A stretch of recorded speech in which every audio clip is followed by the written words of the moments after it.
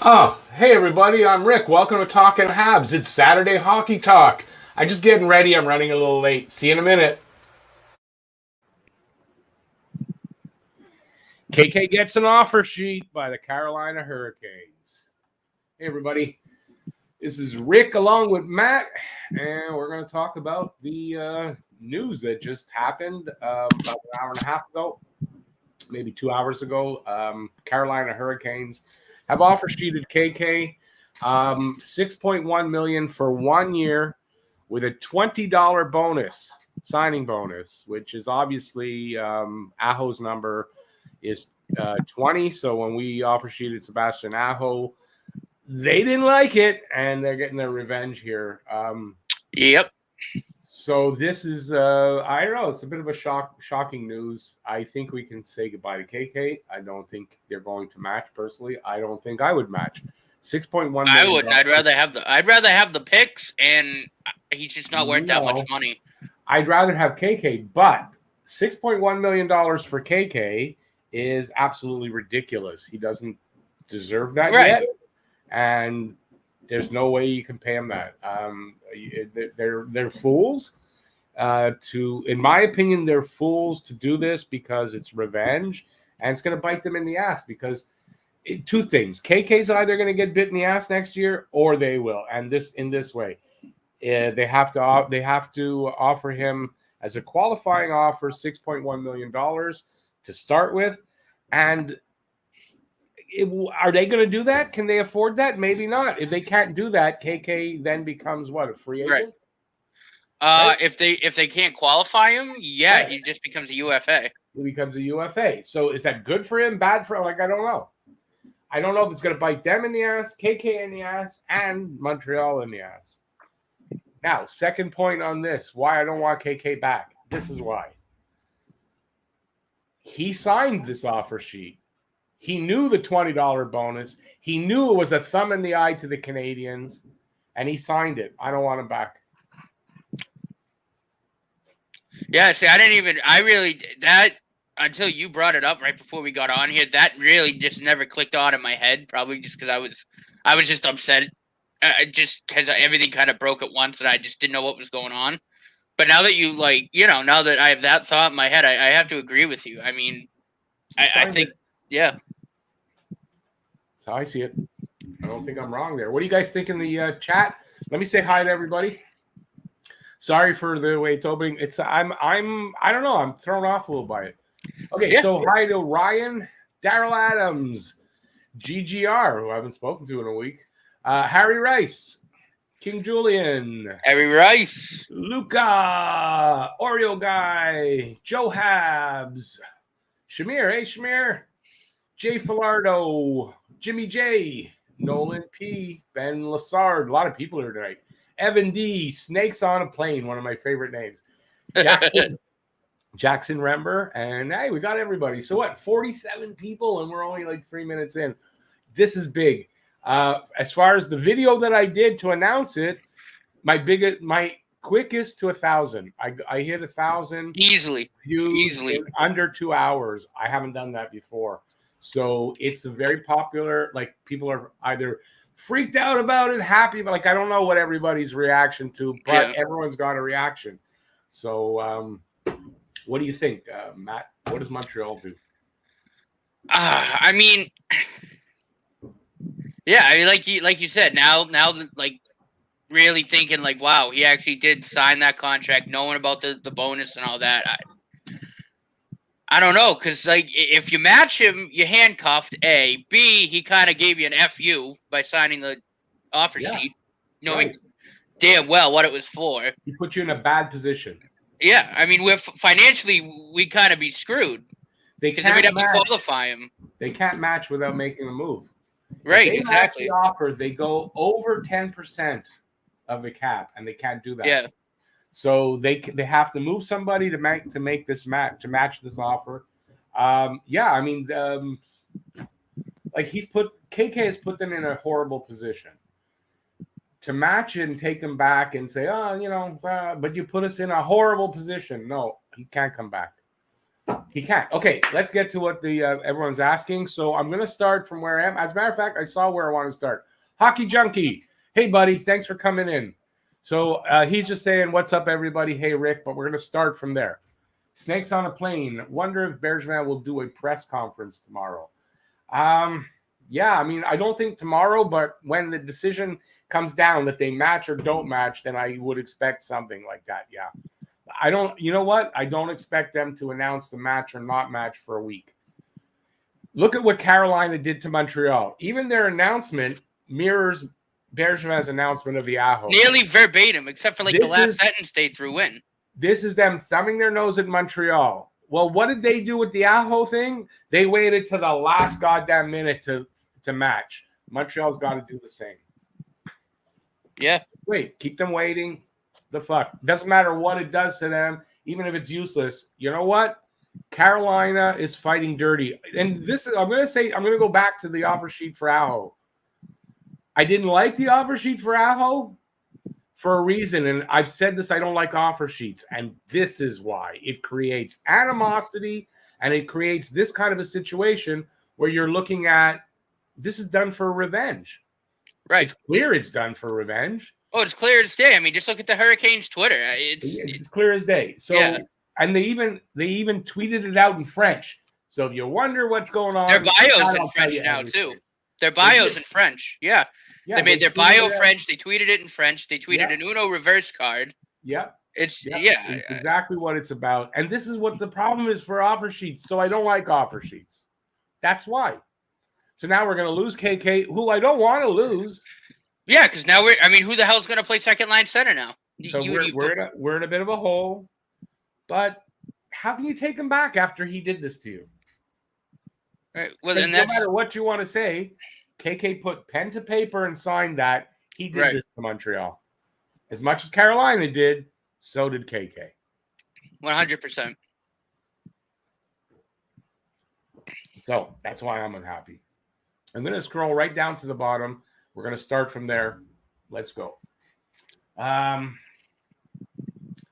When is Bergevin to blame? Bergevin's to blame. I just did it. He gave the original offer sheet to Aho, and yeah, he has a blame here for sure. And another point to that is, and maybe this is what was holding up signing KK, is that he was negotiating with Carolina, but they should have signed KK earlier when they had the exactly chance. And that is on Bergevin. That was my first thought when this happened. I said, this is exactly why you do this type of business early on. Yep. Exactly why. So they let it happen. And to that, yeah, they're at fault.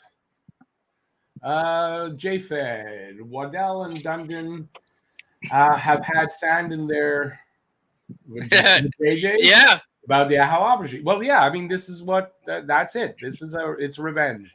I mean, Waddell greenlit this. It came out. He greenlit. He said, if you could do it, Dundon greenlit it. Yeah, but he got the green light from the owners, whatever. He got the green light to go and do this. They said, yeah, do it. What the hell? Yeah. Let's get some revenge. Although this, I'll say, because this came out, and Matt just pointed it out to me in the chat we were in. Apparently, the Canes have been trying to trade for KK for the last 4 or 5 days. So that's from Pierre LeBrun. Yep. And it's from Pierre LeBrun. So you can't take that lightly. That's probably very true. So they did try to trade for him. That should have been Bergevin's first sign. They're going to offer sheet him. So I don't know how this could have been different, but this is a good point. Canes cap is at they only have $4.5 million. So this puts them over the cap. So they will also have to do something to make this fit. That's a good point. So it bites them in the ass right away. Right. So. It's kind of funny, too, because if they do end up, if we don't match this, then they're stuck with what they had, because they had to match our offer sheet for Aho, so they're stuck with, they're still handcuffed by that contract. That's not handcuffed. Aho at 8 point something, that's great money. Well, yeah, but but add Kate, I don't know. I just, down the road. Yeah, no, this is they could get. Yeah, because if they match or offer him to sign them again, right? So they re-sign right. them. They're not going to have money to sign guys like Neckash. Right, exactly.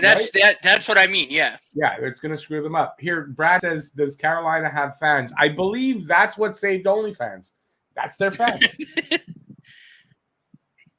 And it's funny, too, because, like, I thought they had so much potential, and then just whole offseason, I just feel like it just kind of went.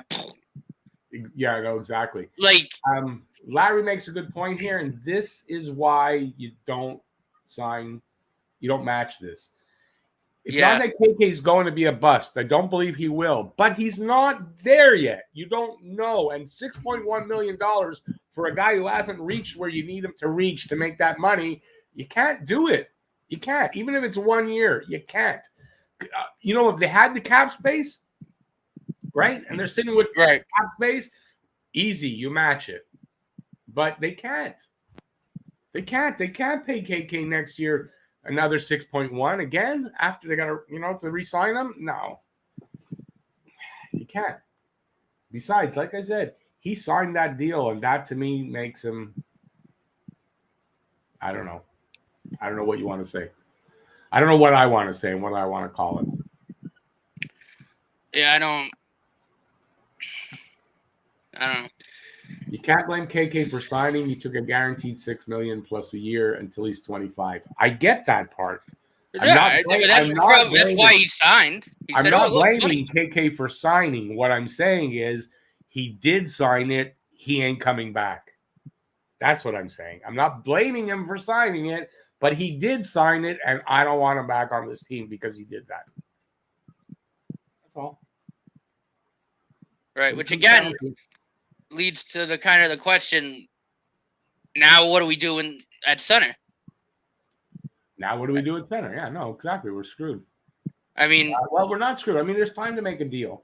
Hey, right. Habs Guru, thank you. I appreciate that, Habs Guru. Thank you so much. You're in that draw. Draw's going to happen. It's been really slow, so probably at the beginning of the season. So you had some Dono hype in the chat? Yeah, some Dono hype and some Habs Guru hype. That's how long it's been. Like, I haven't had too many. So I forgot. Okay, use the first round pick in a blockbuster trade and thank Carolina. Yeah, I know that's one of those things that's easier said than done, right? So, it's possible they'll do that, and I think they're going to have to do something to get a legitimate. Like, you can't bring Paling in and say, "Well, he'll be our second line center." That's worse than trying to make KK the second line center. Yeah, that's throwing him to the dogs. He has less experience, so that's not happening. They need somebody now for a second line center because I don't care what you say, we don't have one now. If we had one, if you're saying, well, KK is a second line center, that's great. Well, now we don't have one because even KK was a reach. He's going to be gone. We don't have a second line center. Right. There's no around that. Hockey Junkie. It's going to be interesting to see if Bergevin takes these draft picks along with some assets and attempts to acquire another center weak down the middle. Yeah, well, that's the problem, right? Maybe they're going to go after Dvorak. I imagine gives them more motivation to go after Dvorak now. But they got to do something, man. Well, I mean, who would slot into like that two center spot? Like, what you throw Evans there now? I mean, like, who would you put there? Is it possible this is his plan? Let it happen. I don't know. They got no center, right? They slide down. But if they finish low, it doesn't help them with that Carolina pick. Yeah, that doesn't work. I thought of this before, and I blew it off, and I forgot why I blew it off, and now I remembered why. Yeah, it's Carolina that's got to suck. Wouldn't that be good payback, though? Carolina just sucks all year, and we get a great pick with that first pick. That would be good. I mean, it could happen. I mean, who the hell knows how they're going to perform on the ice? It could happen, right? You never know, but I wouldn't really count on it. By the way, Hockey Junkie, I don't know. Did I leave that? Would you remember? Did I leave that in a video where I tried to do a Hockey Junkie imitation? Didn't come out well. I left that in a video, eh? Anyways, I think there's a video out where I do an imitation of you. Very, very weak. But I did. Imitation is the highest form of flattery. That's what they say. That is correct. That is correct, sir. Let me see now. Let's see, Luca. $6.1 million is Suzuki money if he takes a step forward this year. Well, that's it, exactly. Look, Gallagher is going to get 6.25. You can't pay KK the same as Gallagher. You can't. Not only that, but say you give KK this $6 million, then what? Now then you're gonna have to give Suzuki even more 10. if you're valuing right. If 10. you're valuing KK that much, yeah, exactly. If KK's worth 6.1 next season, Suzuki's worth 10. Easy, and you can't. You can't do that. And as much as I love Nick Suzuki, no, he's not. You can't give him $10 million. And that it screws the team. So everyone's saying it's bad asset management. What happened here? And I get it. If he matches, it's even worse asset management because that's going to put everybody else that much higher when it comes time to get paid, and we can't have that. And the cap's not going up that much again. So again, no. You're handcuffed in the flat cap. So it's then you're going to move up more assets. Did you notice also they gave him 6.1? If they gave him another $67, it would have elevated him. It would have been a first, second, and third. So this deal was designed, and I think successfully because it's pissed me off. It's pissed me off too. To piss off Habs fans. And you know what? When this happened with Aho, I got death threats from Canes fans. Carolina, I fucking hate you. Oh, they're on the shit list. They're officially I don't know how on the else shit to say now. it, but I fucking hate Carolina, and I fucking hate most of Carolina's fans because I got death threats from those guys. And look what they did 2 years later. So there you go. Can't make it any more. Yeah, that's it. Can't make it any more. Whatever I'm looking to say. Do I think Suzuki is worth? Oh, he's talking. Sorry, wrong one. We're down at the bottom. There's always. Oh, I got the wrong one. I'll get back to you there in a sec, Shamir. Shit, what happened to the one I was? Oh, here. There's always Drouin and Galchenyuk to experiment again at center. Absolutely not. Now no Galchenyuk. Yeah. No. I don't think so. I'm good.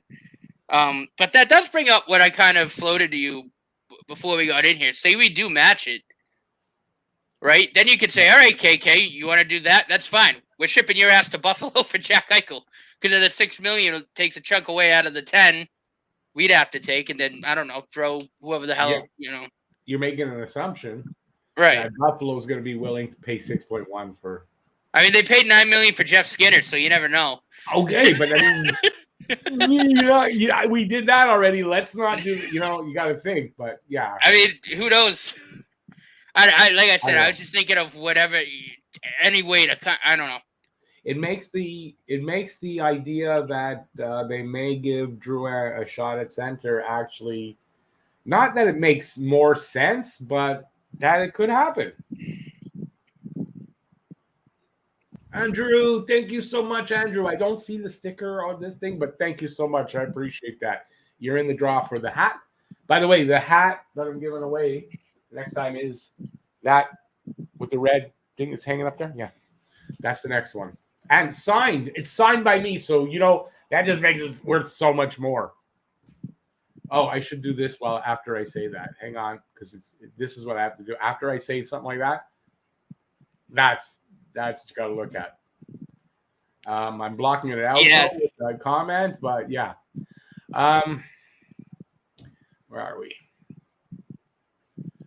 KK played better. KK being played. He better get signed and deliver. He may be short-circuiting, if that's a word. His career, if he doesn't deliver for Carolina. Well, that's why. That's what I was just saying. So he has a KK season, right? Say a frustrating KK season. Are they gonna qualify that offer? Maybe not, right? And now he's a UFA, and he's not gonna be making so much wherever he signs. So taking that grab of that $6 million, I think, is a mistake on his part. Yeah. But, this probably goes back to the last 2 years not playing him with great teammates, always putting blame on KK. He's always the first one to get sat down. That kind of stuff. This is probably why he signed, right? Yeah. There's a big Finnish contingent in Carolina too, so he'll fit right in. But I'm thinking KK did this because of the stuff people were worried about, that he's being kind of not played in the right, sort of mistreated, I guess is the word, right? Mm-hmm. And he must have felt that way, or he wouldn't have signed this. So if anybody was wondering if KK felt that way, I think this is a sign that he did. Yeah. Who would he even play with in Carolina? Well, wait, sorry, what? No, I was, I don't even know who the hell they're going to play him with there. I don't know their team, but he's going to be a third-line center. KK father seemed to be an a-hole. Probably had something to do with. Well, I'm not going to say that about his father. First of all, guy's sick with cancer. He's in the hospital being treated. I'm not going to badmouth him, but I don't know that. So I never got that idea. No, I never heard anything like that either. No, but yeah, I'd stay away from that stuff, especially with his illness. I don't think that's fair. No. If we match, we got to trade either Lecky, Sherratt, or Byron. You were watching Hot Takes video. Yeah, I mean, if they match, we're over. And we're over the 10% we're allowed in the offseason. So they can't really match without moving somebody. They got to move some money. So, or like I said, you can match and then trade KK. But again, who's going to take him? But no, you can't match. Right. You can't match until you move somebody, because if you match, you're over the. So unless you're matching and moving whatever right away, you can't do that. You can't match and move them unless you sign them and then move them like immediately. You can't, because you're over the 10% that you're allowed. I think you can go over that until the regular season starts. 10% over the cap. I think that's all you're allowed in the off season. I think so. I know it might be 10%, but there's a certain amount you're allowed to go over before the season starts. So I didn't know if it's 10%. But like how? So that, because I also heard different things saying that, like, so this is I assume this is counting Weber's LTIR, right? And Byron. Yeah. Well, they go, but they don't have the LTIR for Byron. They're not probably getting, but for Weber, right? For Weber, they don't have it yet. It's not official yet, and they're already over the cap and using that money if they get it. How much are we over right now? I'm just curious. So 8. So we'd be over what? We'd only be over like not a lot, but it puts us over. It puts us over that 10%? Yeah, it's got to be close though. I think like by a couple of $100. It's like I was gonna say, that's got to be really, because just doing the quick math, that's that close. But they're over, and then they have to move somebody. Fuck. Yep. There's no good. Listen, if you like, Carolina knew what they were doing. Let's put it that way. They knew what they were doing. They put Montreal in a bind like that with this, and they knew what they were doing, and they did it. Yep. So, yeah, I don't know. I don't know what to make of it, to be honest with you right now, but he's gone. Oh. Yeah, no, I don't really want him back. He's gone. But like I said, now, so if you slide the bottom 3, or so say Paling comes into the lineup, right? So then you'd slide what, Evans to 2? Would you like Paquette, Paling at 3, 4? Not. I don't know. No, but I'm just saying, if you can't get a center, like, what the hell do you do? You slide Drouin to second line. I mean, yeah, that's true. That could also be why we have an influx of wing. It's probably a good thing then that we have so many friggin' wingers. It's the only reason that I'm going to say that I'm happy that we still have Drouin is because it is an option that you could at least do. It's not the worst option, because I think Drouin as second line center is going to be better than Evans or Paling there, or Paquette or Perreault. No, absolutely. I was just thinking. No, I absolutely. I didn't like. I'm just thinking, if they choose not to do that for whatever reason, then what do you do? But no, I could see it. They moved Drouin at 2, and then what would you maybe put Evans 3, and then Puck at 4 or Paling 4? Yeah. I think Evans is a fine third line center. Yeah. Now. Well, then it doesn't change whatever you were going to do. But yeah, you got to find somebody for the second line. Let's see what Harry is saying. Honestly, I think we should just screw Carolina over by taking the compensation. They're going to be terrible anyways. Let's take the pick in a stacked draft in Montreal. Anyways, no, I mean I don't see they have a choice either. You can't take them back. My opinion, you can't take them back now. Habs Guru, this is the question I did ask. This is where I put the blame on MB is why was he unsigned? Like, if you didn't really think, like, how could you not think that it's a possibility Carolina is going to do this? Kind of sign KK before the end of the season. Why let it go? Or at least allowed to? They were allowed to. Yeah. Right? Yeah. So I don't know why they didn't do that. Or at least if Carolina is trying to trade for him, maybe take that as saying, maybe we should do something really quick before, they do something else. You know what I mean? Yeah, maybe take the hint. Or trade them. Get something back directly. But apparently they didn't like any of the offers coming back from them. So no, Carolina's petty. They're probably trying to offer shit. They're probably like, I don't know. Because they probably had this in mind all along. They're probably like, let's just keep offering them shit. And if they say no, we're going to screw them. Yeah, I'm sure they knew what they were doing. They're trying to make the trade, offering what they don't want, knowing what they're doing, that they're going to do this. They probably offered guys they knew Montreal weren't going to make the deal. But that it's kind of makes them save face. Like, look, we tried to trade for him, but did you really? Right. Exactly. Can you guys do a Dvorak versus Monahan versus Petey versus? First of all, who's Petey in this? Pedersen? I think he's talking about Pedersen. Pedersen. Okay, versus Eichel. Comparison for everyone to see what our external options are. Well, first of all, you're asking me. I mean, I could kind of do one quick.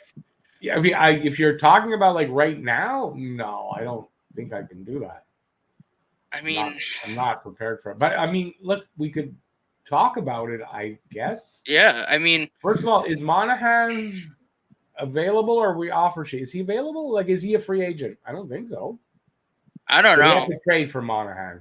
Yeah, and I don't know if Calgary would. Isn't he Calgary's first line center? If I'm not mistaken. Second line. Or is it second? I'm not sure on that. You could. Let me see now.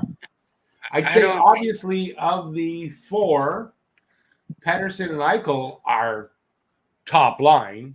Eichel, I guess, just fired his agent too. Monahan next, and then Dvorak. Dvorak, I know, is available apparently for pretty much for draft picks. Like, I think you could probably flip that first and third and get Dvorak.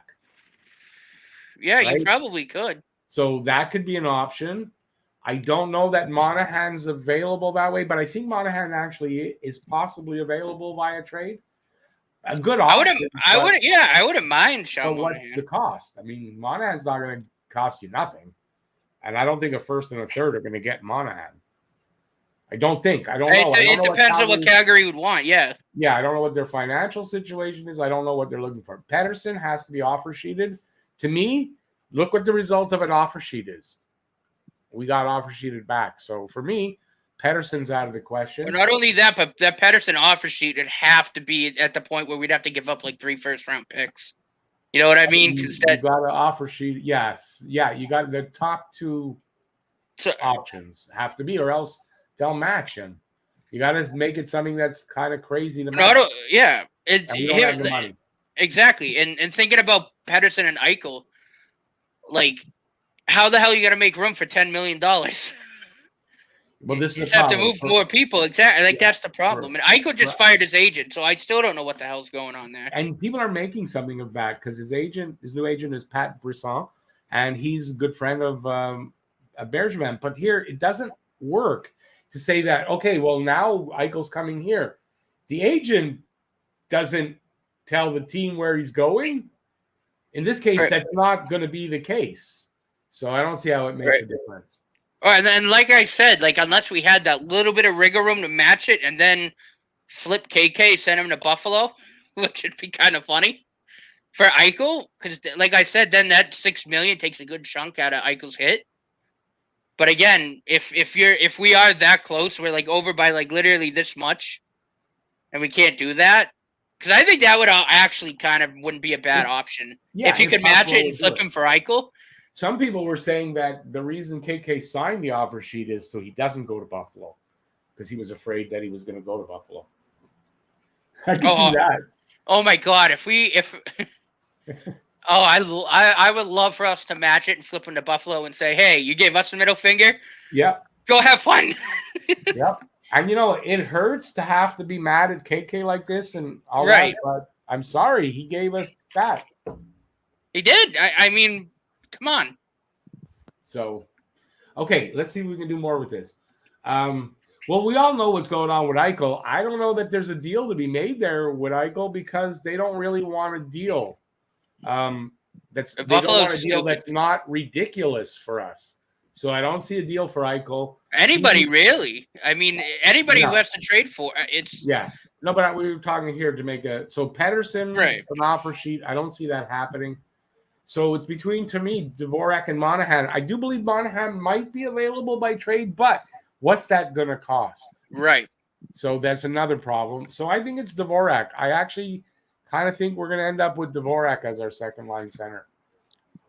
Yeah, I mean, absolutely could be. And I wouldn't mind that. I mean, he's not the best option, but he's 25, so he's just going into the start of his prime. Excuse me. Yeah. His numbers aren't horrible, and he's never been in that much of a position of responsibility. So, this is a guy that could step in there and do something that we're not expecting and be a lot better than we are expecting him to be. So I can see that actually being something that works, and I think that might be their best option for next season. No, Dvorak.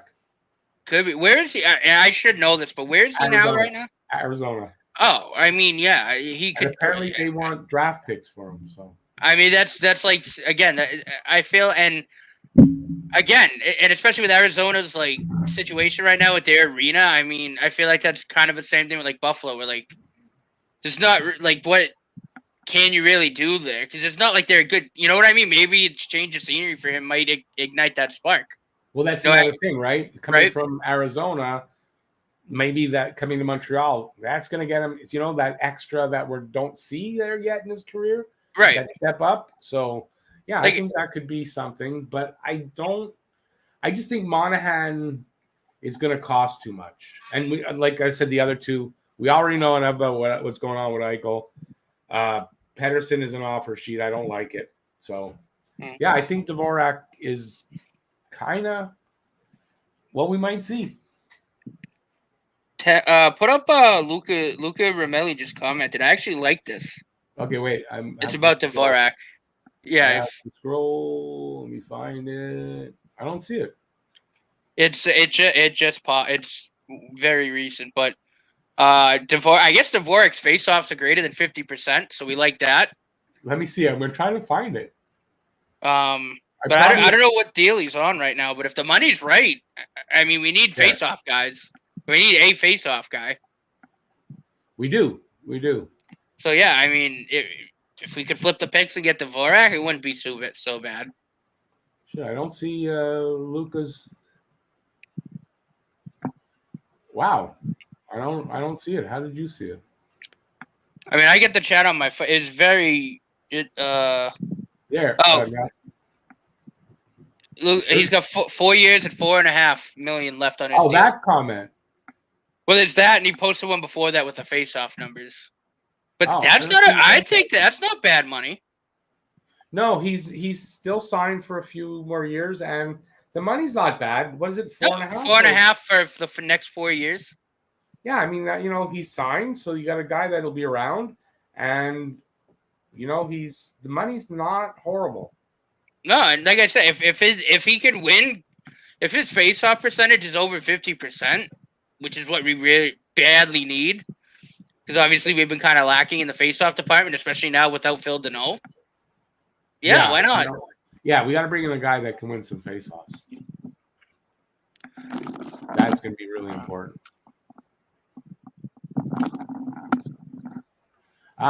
Jeff actually put up something that's interesting. Can't trade KK for a year if they match. Oh, I didn't know that was a thing. Yeah, I didn't know that either.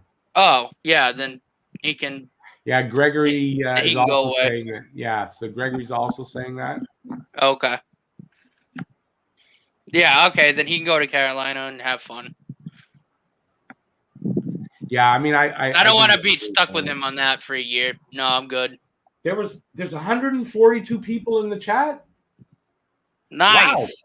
Thumbs up. I did 43 now. Let's go. Appreciate that. Yeah, let's. Awesome. We love it. Try to smash a like, smash a sub, grab a membership.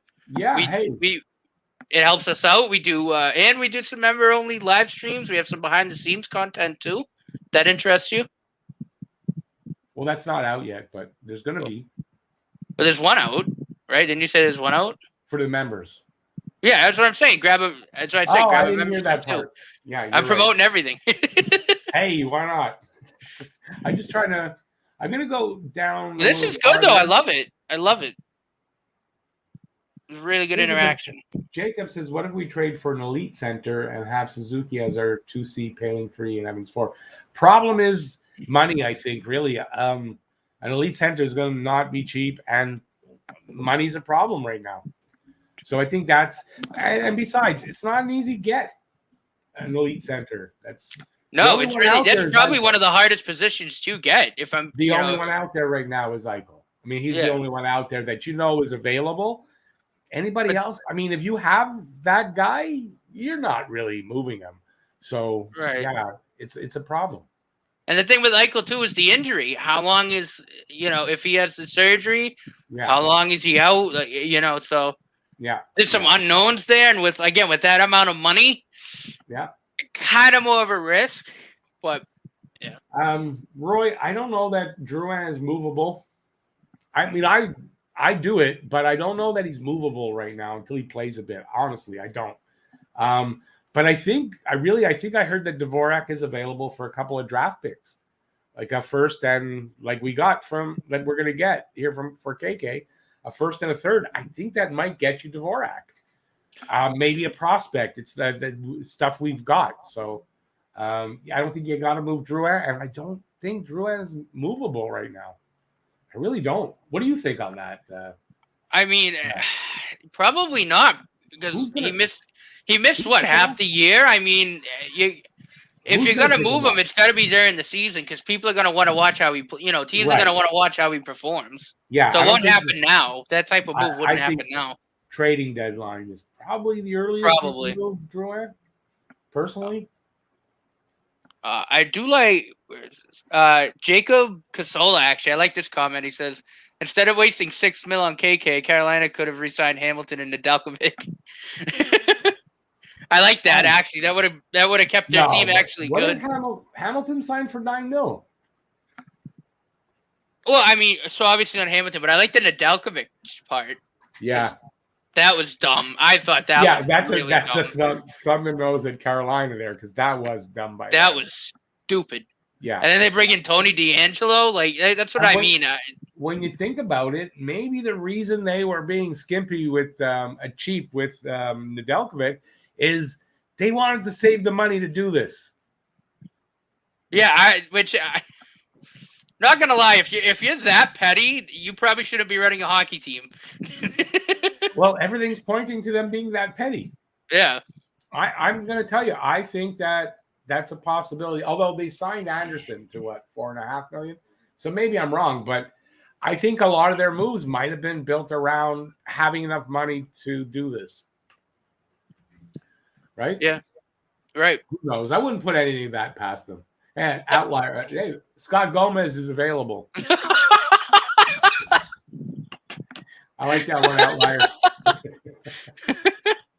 The way things are going, it's not going to shock me. I feel the same way.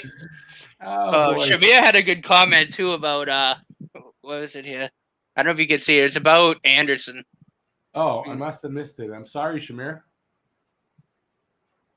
There's so many comments. I'm having trouble finding. No, I love it though. It's good. I love it. I It's a love really it. good We're having interaction trouble finding. tonight. He Yeah, it's said, great. "Can't wait to see Anderson crunch KK into the boards each time we play the Hurricanes." Well, you know what? I mean, think about it. They're going to be a little pissed at him. Oh, He's doing this to them too, right? a little. Shamir, now I'm not so happy with Shamir. See that comment? Oh, Caberlet. You know my weak spot, eh, Shamir? Yeah, they moved. Now, I think, like Bruce is saying here, we were talking about it. Yeah, I think Dvorak is probably the one that makes the most sense right now. Although, you know how Bergevin is, right? We talk about one guy and he goes with, and there's somebody else is there. Yeah. So somebody like Dvorak. I don't know who's out there and available that is like Dvorak or not, but yeah. Coco Butter, do you like that? Yeah, Drouin is, and that's why you can't move him, right? Because he's a question mark too. And so what do you do? So we're gonna have to play him, and it's a possibility that he could be the answer. It wouldn't shock me. I've seen things like this happen before. Right. Yeah, you don't expect Drouin to actually work out there, but you never know. You put him at center, maybe that works this year. Right. He's not number one. He wouldn't be number one center. So the pressure of that isn't there. Maybe it works this year. He's going to have pretty good wingers with him, too. Yeah. Look, I don't know. And I'm not saying that it will, but it wouldn't shock me. And he's not movable. You got to play him somewhere. I wouldn't be surprised to see Drouin tried out at center in training camp anyway. And if you see that, then you know they're looking to see if that'll work. Right. That's what I think. Jordan, thank you so much. Yeah, Jordan with the Dono hype. Dono hype, some Jordan hype. Keep the picks. Bye KK. Yeah, I mean, that's what I think. I mean, I'm sad to see KK go. I'm sad to be mad at KK, but I am, and I think it's the only thing that makes any sense. Right. In this situation. Look at Kuznetsov is interesting, but I don't know what the cost would be to get a Kuznetsov. His contract's a little high too, and he's making a lot of money and underperforming the last 2 seasons, if I'm correct. A little bit, yeah. I don't know. I don't know that I want to risk that kind of money to pick him up. I don't know, and he's got to be traded for, so you're also giving up to get him. So I don't know. Mm-hmm. Look at the Outliers comment. I don't know if you can read it off. If you got a comment, okay. You read it, and I'll read them out. Okay. It says wingers like Toffoli and Anderson wanted to play with Suzuki, and they were unhappy when they were playing with KK. So, does he know that? I don't know. I mean, I don't know if that's fact, but I just think it's interesting. Yeah. I don't know that that's a fact to say that. That's the problem. But like, I like Toffoli with Suzuki. It's that line of Toffoli, Suzuki, Caulfield has just such unreal chemistry. It's not even funny. Yeah, I mean, I think you have to start with that this season. Yeah, I think that's got to be line 1. Yeah. Yep. Okay, wait, I was there. While I'm looking for something to talk about, give a thumbs up if you haven't already and consider subscribing, and you'll get more stuff like this and videos all the time. And and welcome to the club, and maybe take a membership and get all the members perks. How's that for a sales job? Wow, that was good.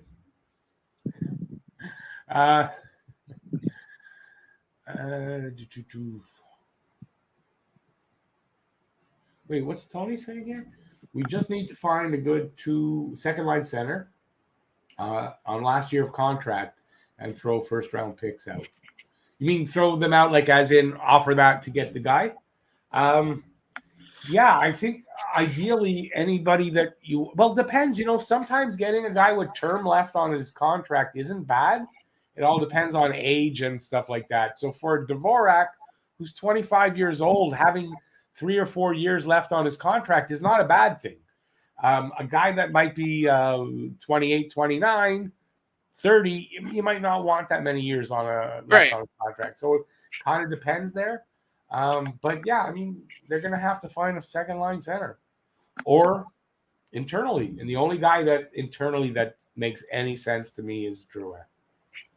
And everybody knows I'm not a big Drouin fan. I'm not. But no, I mean neither am I. But I mean you're right. Internally, he's the only one that makes sense for this season coming. Right. If you're going to say Ryan Poehling, no. If you're going to say move Evans up to second line, no. Paquette, no. Perreault, no. So there's no answer other than Drouin. So it's either they pick up somebody, or I think you can expect to see Drouin in there. And then Jeff's going to look kind of what's the word I'm looking for? He kind of like it was his idea when I put that in a video about Drouin. It was him that was bringing that up. And maybe he might end up being right that Drouin ends up being a center. I wonder if he was the mastermind behind all of this. I wonder if he made a phone call to the Hurricanes. There's a conspiracy theory has just been revealed. It's Jeff's fault. Okay, but, just for his name, I'm reading this comment. Ketchup Dick. I'd move on from KK, sign Netcash next season. Again, don't know that you can do that. Carolina won't afford a match, and we'll get payback. But remember, Netcash has to want to sign. So, and then this is just gonna keep going back and forth like a bunch of fucking children. Pardon my language, but I just no, that's what it becomes, right? That's what it becomes. So at some point you stop and that's it. Yeah. Shamir says, "Let's get Crosby. He was a Habs fan growing up. Hopefully he gives us a discount." Yeah. Crosby. Listen, I'd take Crosby. Yeah, I'd take Sidney Crosby. I wonder if this is looking like that. Too bad Habs did not draft Brady Tkachuk instead of KK. I was a Tkachuk guy, but listen, I don't like Tkachuk now. I probably would like him now if he was a Hab, and I wouldn't be so upset at him, but I don't like him. And listen, I was very happy with KK and going forward, but now I'm a little pissed off. So, me too. I'm a little pissed off. I think that it just feels like being stabbed in the back. You know what I mean? It is what it's like. And the other thing too with Drouin is, how is he going to react being back on the ice and under that pressure? Does he only play half the season again? Like, you know what I mean? It's just all those question marks. That's the question mark around Drouin. For me, the big one is, how does he react? How does he handle the pressure now? Like, what's the difference? Why is he able to handle the pressure this time around? And he was like, I don't know where that comes from. Right, and with that question mark, to me, that makes me kind of lean maybe more towards Dvorak to bring a guy in who I know is who doesn't have that history. Like I said, I'm glad Drouin is feeling better. Like nothing against him, I'm glad he got his help, but I'd rather have a guy that I know is going to be there all season than a guy who has a question mark feeling the pressure. I agree, but the problem with that is we don't know that we can get anybody. Right. So really, I'm just saying we can't get anybody. Well, I think that's what you're going to see. I don't think it's ideal, but as if you can't get another center, I don't see what else you're going to do. Drouin is still a great playmaker, so stick him on a line with snipers and let him QB power play too. And maybe he gets 40 assists. I mean, if he plays second line, right? If you put him at center, maybe have Anderson and Hoffman on the wing. I mean, that could work. Have Drouin feed Hoffman. Well, I think that's basically what you'd do. You'd have him probably on a line with Hoffman and Gallagher. Right, because you're absolutely right, Luca. I mean, he is a fantastic playmaker. But the problem is he has that question mark about the pressure, and if it gets to him again, what's he going to do? Like, it's just all that unknown, it just makes me uneasy. But that's where second line center could work because he's not first. He's not your main guy. I could see it maybe working. And look, if that's what your options are, then that's what you're going to go with. And we might get a big surprise. Like, I think I'd love it. I would be more than happy with a big surprise. I'd absolutely love it. I think the chance of it being that is good enough that, if you can't make another deal, at least you got that as a backup. Right. No, I mean, absolutely. Second line center, I think he's going to get more than 40 assists. Oh, easily. I mean, last year, I mean, the year before, I think it was the short season, the season before that, he averages in the high 20s in assists, I think. Almost 30 assists, somewhere around there. He gets a lot of assists. He gets around. He can get around 40 assists anyway. So I think you put him in a position like that where he's really distributing the puck. I think he gets 50. Yeah, and like we said, I mean, if we had him in the playoffs as a like having that another playmaker, I mean, who knows what would have happened? I still think Tampa probably would have still won, but would have won. But I think it wouldn't have been 5 games. I think we might have taken them farther, and like chance to win would have been better. Exactly. But again, it's that uneasiness. It's just that unknown about how's he going to react when he slots back in and he starts playing again, and that's it. That's to me is the only thing with Drouin is. Yeah, the pressure. Like I don't see why it's different this time around. That he can handle the pressure.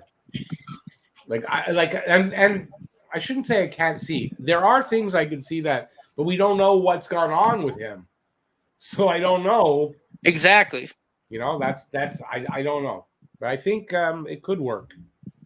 Yeah, it absolutely could. I'd love it if it did. That would be awesome. I think. Here's a good. Anthony, I don't understand why KK accepted this deal. He clearly knows that he's not worth $6 million right now. Okay, but I'm not worth $6 million to play hockey. But believe me, if a team offered me, I'd take it. Oh my god! So yeah, I mean, I can understand. The thing that I don't understand is, does he hate the Canadians? Because that's kind of what he's saying. I don't get. Yeah, I understand he could be upset with them the way they played him the last 2 seasons, and I think that is the reason why he signed it. But yeah, I mean, sure, he clearly in the playoffs too. Yeah, I mean, the whole 4 thing. I don't know, but yeah, I mean, it's got to be the only reason he signed that. It's just got to be it's just one of these to the Canadians. It has to be. King Julian, if Suzuki gets Offersheeted by Carolina next season too, somehow I'm done. With Suzuki, I don't believe Suzuki will go that far as being unsigned. He better not. Suzuki, that shit better get done like that. I would see with Suzuki, they're going to be able to, once the season starts, they're able to sign him because they're allowed to sign a player when there's in the last year of their contract. So he'll be in the last year of his ELC. I believe they'll sign Suzuki over the season. They better. That needs to get done ASAP. If they don't, then these guys deserve to be fired at that point. Because, I mean, my God. That would be like, okay, this happened this year. Why don't we let it happen again next year? Why not?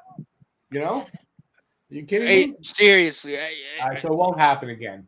It better not. I don't say won't, but it better not. It really better not. It better not. Franco, that's a good question. His injury, the wrist injury is going to be what, 2 seasons? For that kind of injury, I think this will be the first time. Like he should be fully recovered from that now.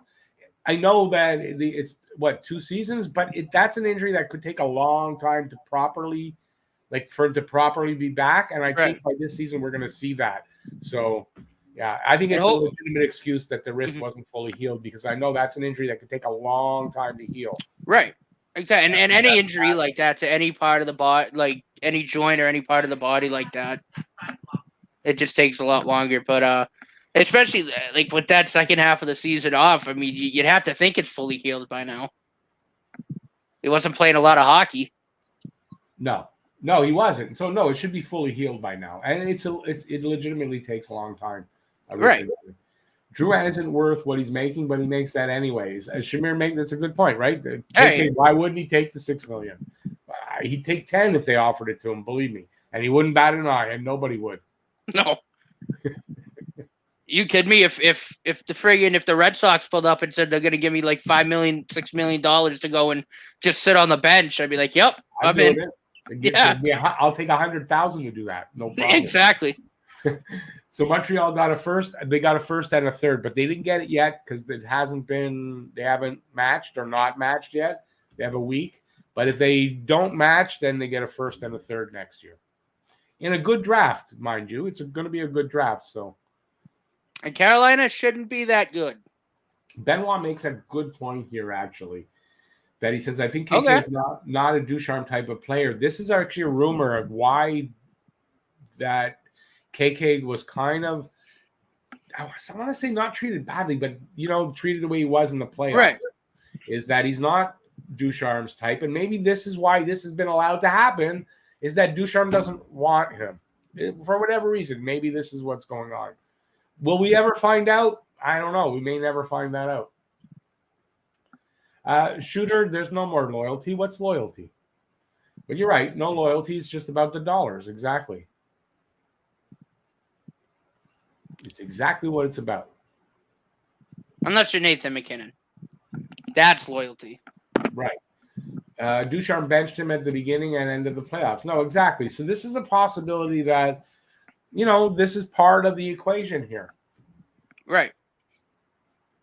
Oh, this is a good point, too, by RPM. They go after Nick's brother.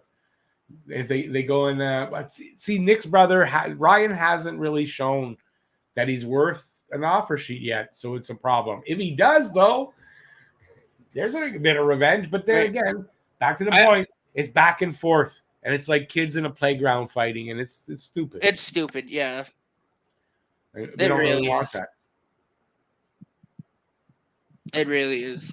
Yeah, Shamir, not that he's a liability. Well, he's a liability now because of what he's done here to make for money. But yeah, I mean, he's given he's thumbed his nose at Montreal. It's what he's done, and I don't want him back at this point.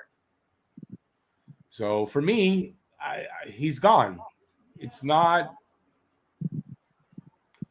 it's not a question of what is this? Shamir, get a blow-up doll? Blow-up lady doll for Drouin, and he doesn't need to put so much strain on his wrist. I mean, he lives in Quebec. It shouldn't be that hard. Yeah, he shouldn't need a blow-up doll. There's an escort or whatever, a whorehouse around every corner in Quebec. No matter what town you're in. That's a good one, Shamir. I like that. This is a good one. Waddell and Bergevin should settle this shit in the ring. Bergevin would beat the piss out of him. I don't hold this to Waddell. I hold this to Dundon. Yeah. This is Dundon. Waddell is following orders, if you ask me. I'm not saying he doesn't like what's going on, but I'm saying I don't think this is his doing. It's on orders from Dundon. And from what I remember reading about the guy, when the Aho thing happened, yeah, this is Dundon. This is his personality. Yeah. So yeah, I don't put this on Don Waddell. I would love to see Dundon try to fight Bergevin, though. I think that'd be pretty funny. It would end rather quickly for Dundon, though. Oh yeah. I'd put my money on a first round KO. Yeah. First 10 seconds, maybe. First one punch knockout. That's it. Oh man. Yeah, if there's one GM in the league I wouldn't want to cross, it's probably Mark Bergevin because he could. The back alley. No, wouldn't want to do that.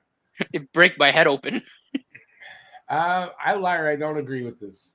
Byron is your best option for second spot. No. No, he's not a center. He's a wing, and he's injured. No, he plays. He can play center. Oh, well, he can, but I mean, why would you put him in second line? I think he's yeah. He's not a guy that's going to be your center on a regular basis. Plus, size. His size doesn't work well there. He's small. It doesn't work well. To me, I just don't think he's a second liner either. Know what I mean? Not on a regular basis. No. And he's injured. He's not going to be back till halfway through the season. So, what do you do for the first half then? If you want to do something like that, yeah. Well, he's missing 2 to 3 months, guaranteed. Yeah, he's not back. I think until after Christmas or after the new year. Everyone talking about trading Byron, you can't because he's out. I don't remember the last time I saw a known injured guy where he's hurt get traded.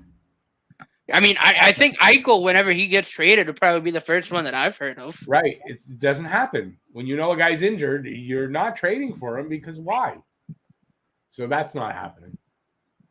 Oh, let's see. Melody. What?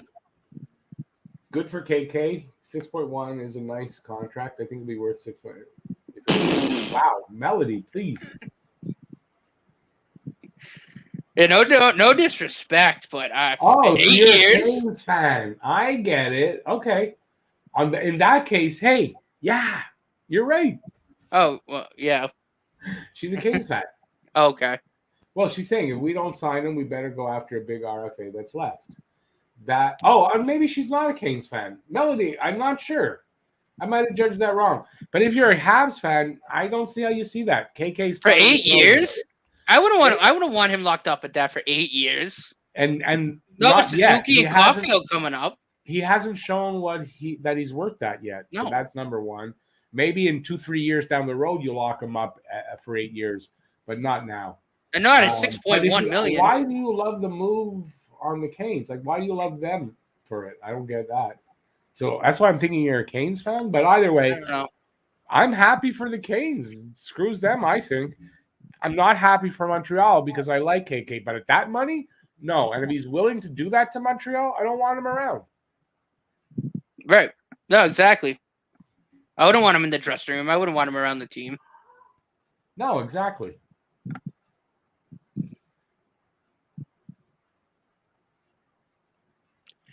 And also, I know this was all a troll job, but I also kind of feel like the Hurricanes Twitter account is kind of run by children. Because, like, I get it. It's funny.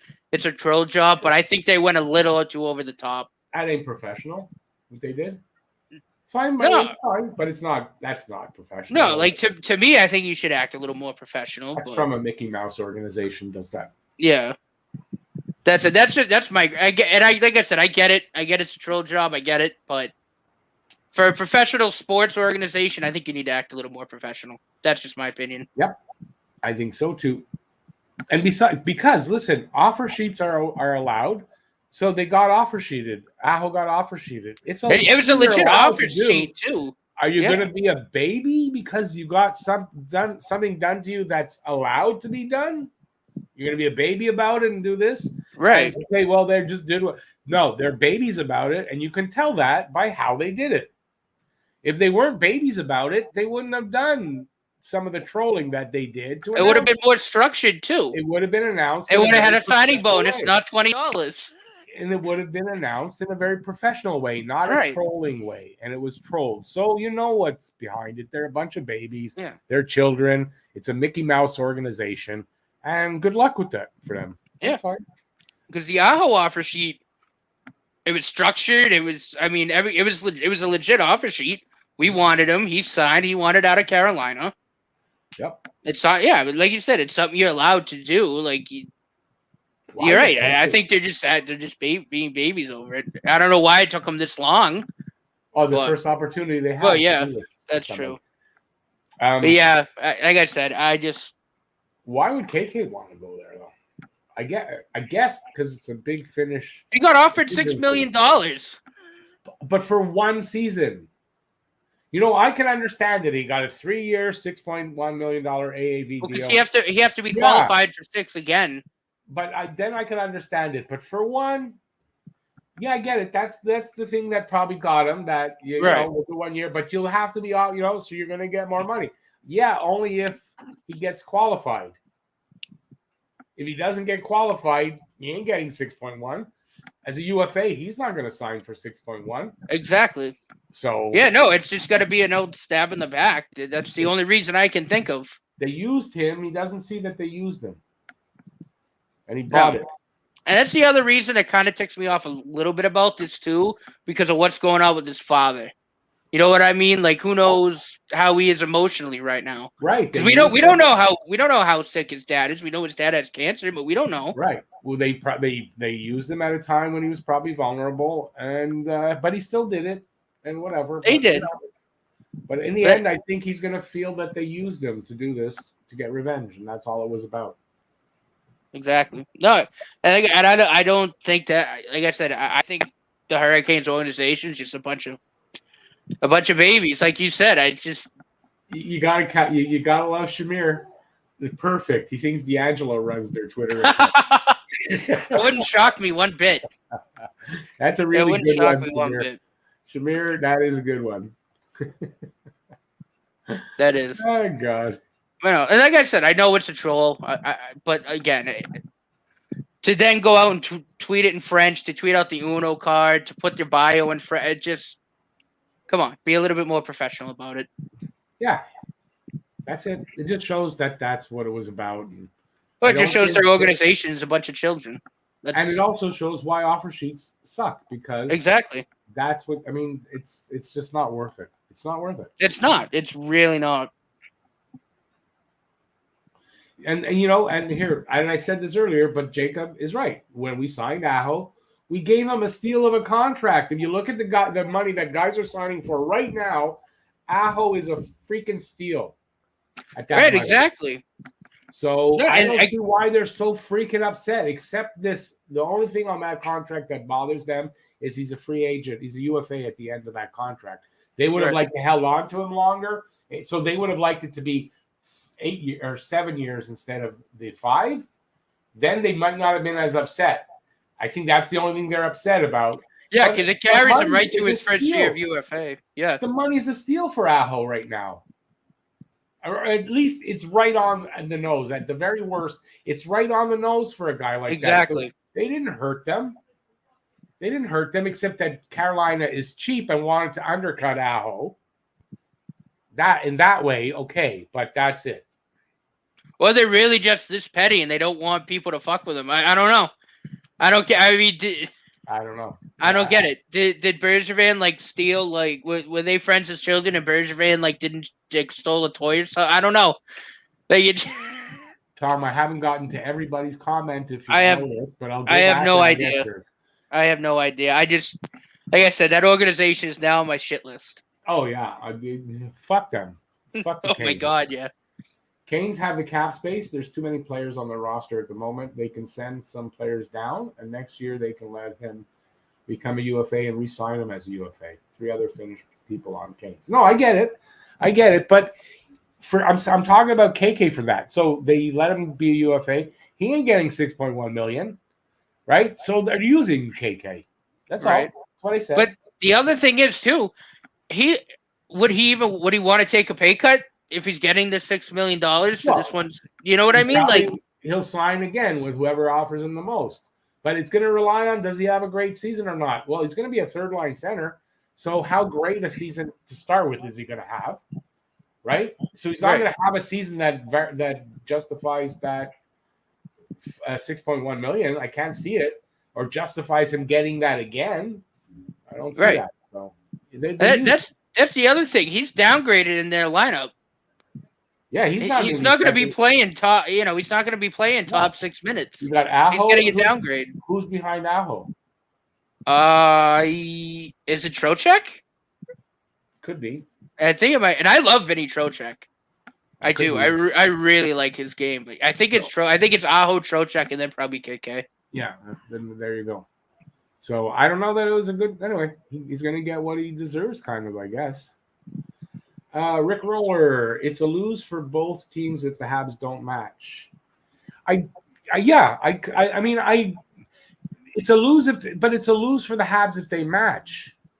So if they don't match, it is a loss. I agree with that, but it's a bigger loss, I think, if they match.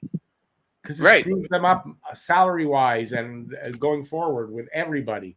So I think, but I tend to agree with you that it's a loss. Losing KK is a loss.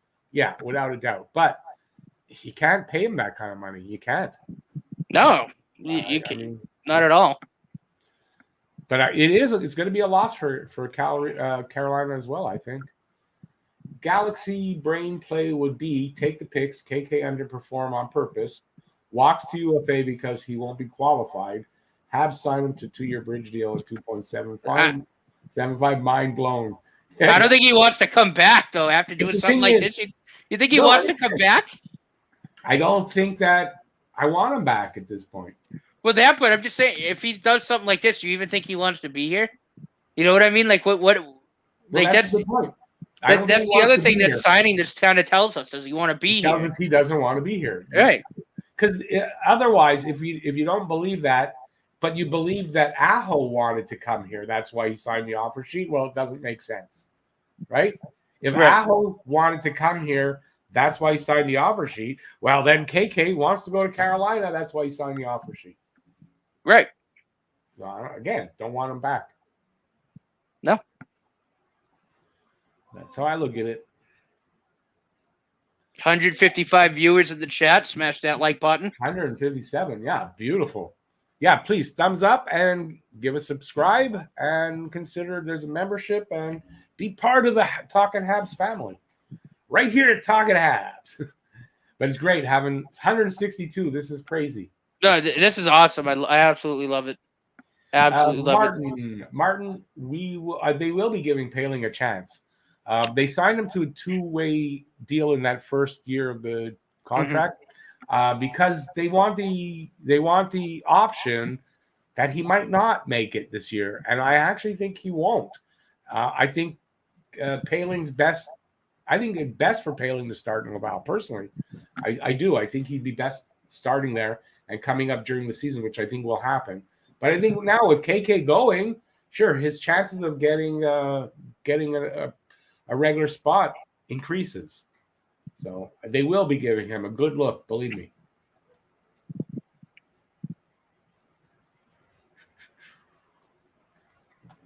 If this was MB's plan and he takes the picks and acquire Eichel, thoughts? It's not his plan. This can't be his plan to have KK. No, because we wouldn't even be able to afford Eichel. Yeah, so it can't be. Big pressure on MB to acquire a center right now. Yes, there is. There's even more pressure. Absolutely. Which is a bad thing because it means that the price for that center is going to go up. Complete mess down the middle. Yeah, no, it is. It's a shit show right now down the middle. There's no doubt. This is not a good thing. Yeah, and we lose an asset that we probably would have included in a package for, like, say, an Eichel, right? Because the price is going to go up for whatever we're going to have. Because now we're in a bind, and when teams know you're in a bind, price goes up. So that's what's going to happen. It's unfortunate. It is. Yeah. What's this? If KK goes, I could see the Habs being a Dallas Star from last season. Oh, I mean that they're not going to make back to the finals? Yeah, I kind of thought that anyway. The Habs going back to the finals is pretty unlikely considering what's happened and the losses of players and everything. I don't see them going back there anyway. So I don't think that's a problem. No. I think there's a chance we could make the playoffs. It'd have to be as a 4 seed. I just making the playoffs possibly, but going to the finals is what he's talking about. Yeah, no, I don't think. No. It's really unlikely unless there's a huge move. Unless they get Eichel and Eichel is great all year. I mean, I don't see it happening. Caulfield puts up like 75 billion points. Yeah, I mean, Caulfield has that 40-goal rookie season. Those things. Which you never. It's unlikely, but you never know. I mean, it's not out of the question that it could happen, but it's very unlikely. Yeah, right.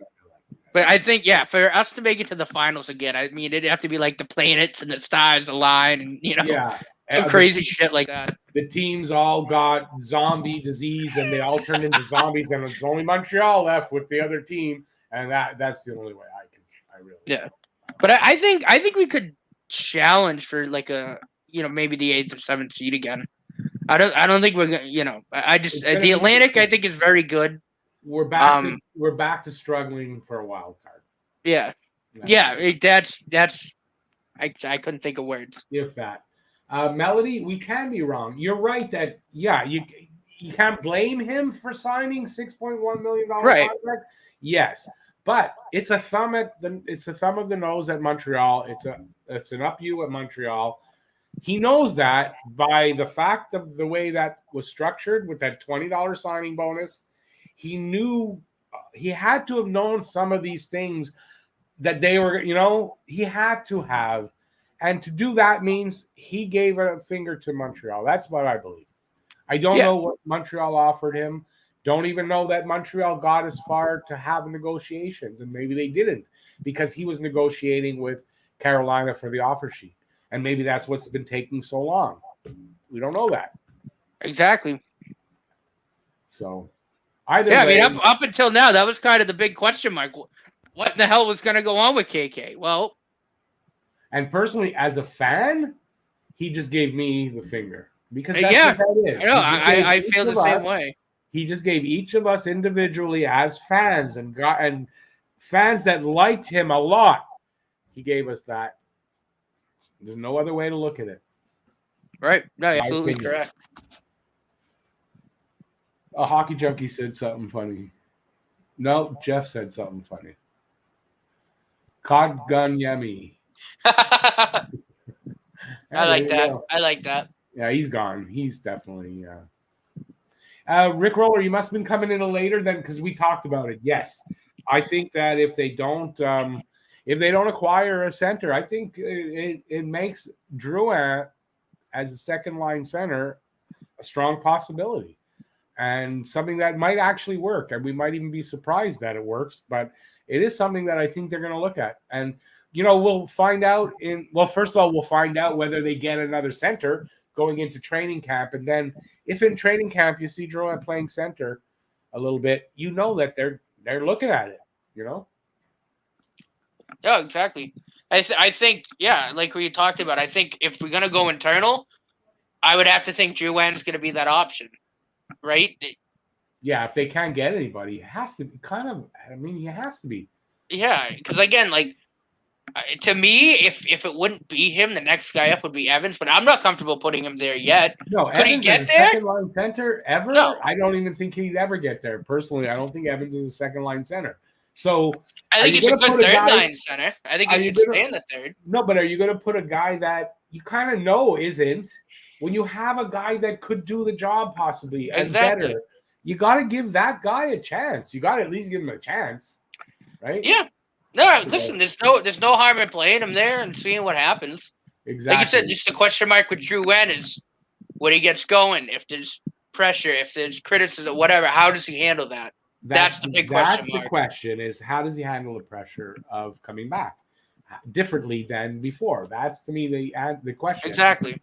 Everything else, can he be a second line center, especially in this situation, and actually, put up okay numbers? Yeah, I think he can. Yeah. Right, and like I said, I love Evans at the 3C. Like I said, I was just thinking, like, if you couldn't do Drouin, like, would it be Evans? But no, I think Evans is fine at third line center. I think he's a good third line center. I have no problem with him there. And then you could, you have Paquette on the fourth line, and then if you want, you can throw Poehling up there, see how he does. Yeah, I think that's what that's what you're gonna see. I think Poehling though.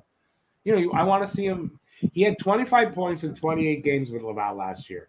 I want to see him do that again and maybe get better numbers before he comes in because I think that would really make it that much easier for him to actually stick here. So I'd like to see him do that. And I think Poehling, and I think that's why Poehling was signed to a 2-way deal for the first year of that contract. It's because they think he's going to go down for some amount of time next season. I think they figure on that. And so I think that's what's going to happen. And I'd rather have him be ready because I feel like he has maybe a little bit higher ceiling than maybe. I mean, KK I think does still have a high ceiling, but like I said, you don't know. But I think Poehling, if he's ready, I think he has the talent to kind of get there. But yeah, I do too, but he's not there yet. So he's not at 6.1 million. There's no Jesus Christ, no. There's just no way. I just don't get that one at all, personally. The young ones in the chat room won't get the reference to KK becoming the $6 million man. We can rebuild him. We can make him into a $6 million hockey player. Oh my God. Hey, maybe they should have picked him up because they could have rebuilt him like they rebuilt Galchenyuk. But they didn't rebuild him. I mean, Galchenyuk remembered, oh, wait, I'm a Montreal Canadian. Here you go, Suzuki. Yeah. Go that's score. The joke. We should get Galchenyuk because he worked so well. There was a great chemistry between him and Caulfield and Suzuki in the playoffs. Oh, yeah. Oh, that was funny.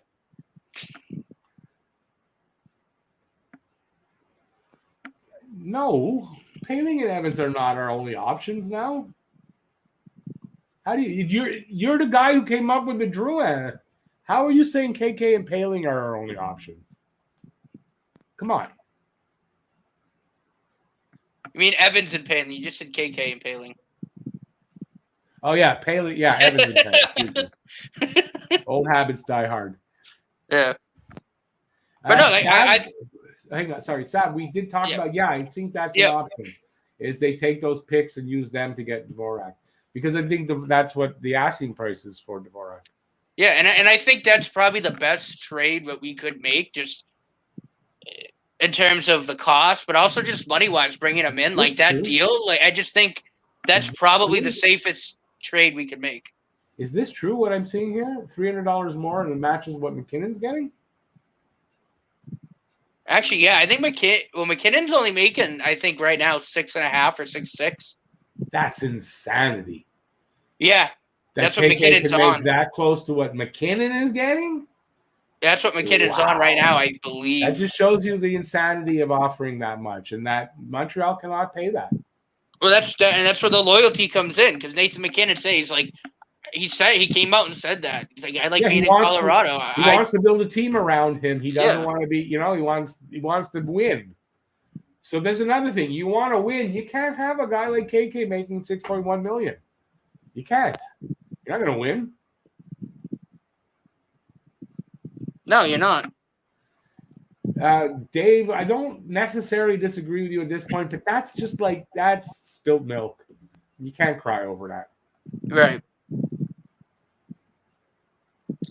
I'm double checking McKinnon's number because it's something stupid. It's 6 point something, 6.8, 6.5. It's something like that. It's 6.3 million for this year and the year after. Then he's right. It's 200,000 less than McKinnon. Yeah, McKinnon's a UFA in 2023. Yeah, McKinnon's only making.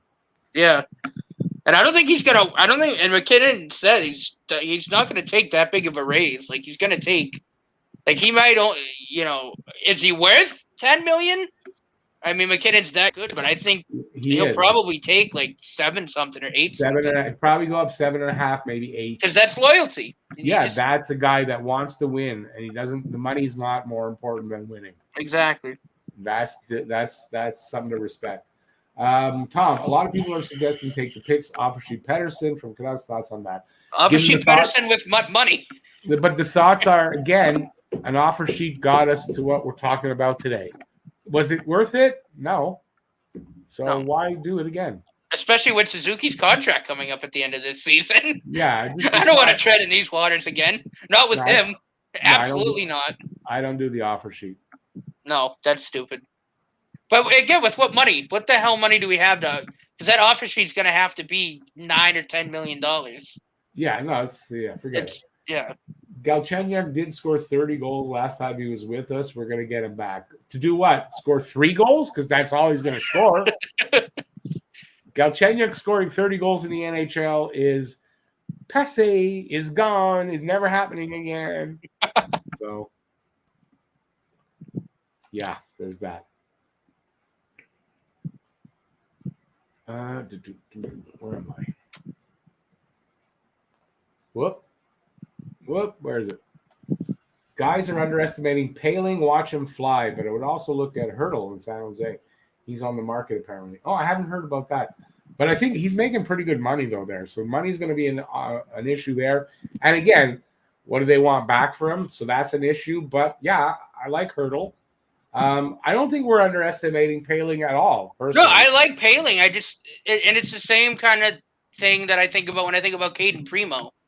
And because Carey Price obviously down the road, Primo's kind of being groomed to be the guy, but I just don't think like Primo. I don't think Paling's ready yet. He's not. You know what I mean? But I think he can get to that point, but he's just not ready. He's not ready yet. If you want Paling to be a career 4th line center, then yeah, bring him in, make him the 4th line center. If you have ideas of Paling being a 3rd or a 2nd line center, he needs more time in Laval. That's how I look at it. Finish developing the guy, then bring him up. He's not. He's taking a little longer than the other kids. Nothing wrong with that. Everybody's different, and it doesn't mean he's going to be less of a hockey player. than he could be, but I don't think he's ready to make that jump yet. That's all.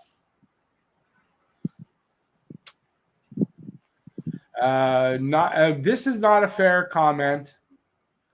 Should have traded KK for PLD. Doesn't sound so bad now, because you know why that's not fair?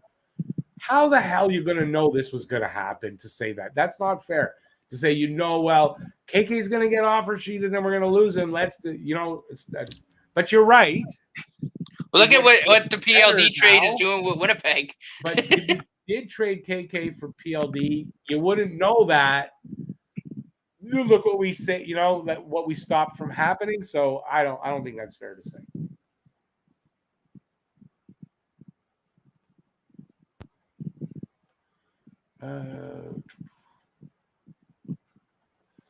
Larry says, I would think Dvorak would want to leave the sinking ship of that Arizona is, with them getting kicked out of the arena they were playing in. Yeah.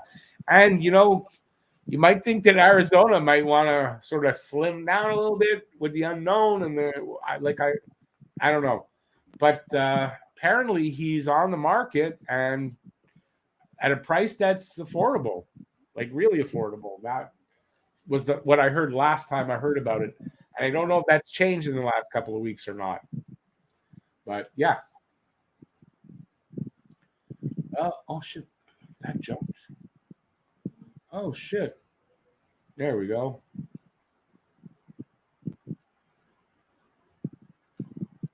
I'd still rather have KK, their conservative lawyer, but it's going to be apparently a deep draft. So, having the picks isn't the end of the world, but depending on where Carolina finishes, right?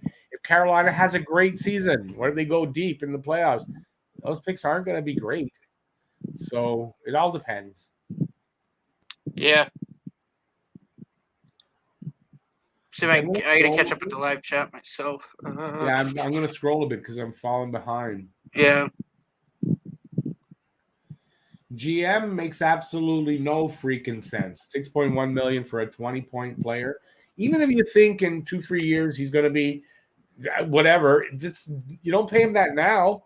So oh my God, no! It's kind of really dumb on Carolina. I think it's dumb on Carolina's part, and it just proves that it's out of pure revenge. Pure revenge. That's it. Right. I mean, the proof. Go and look at their Twitter. That's all the proof you need. Yep.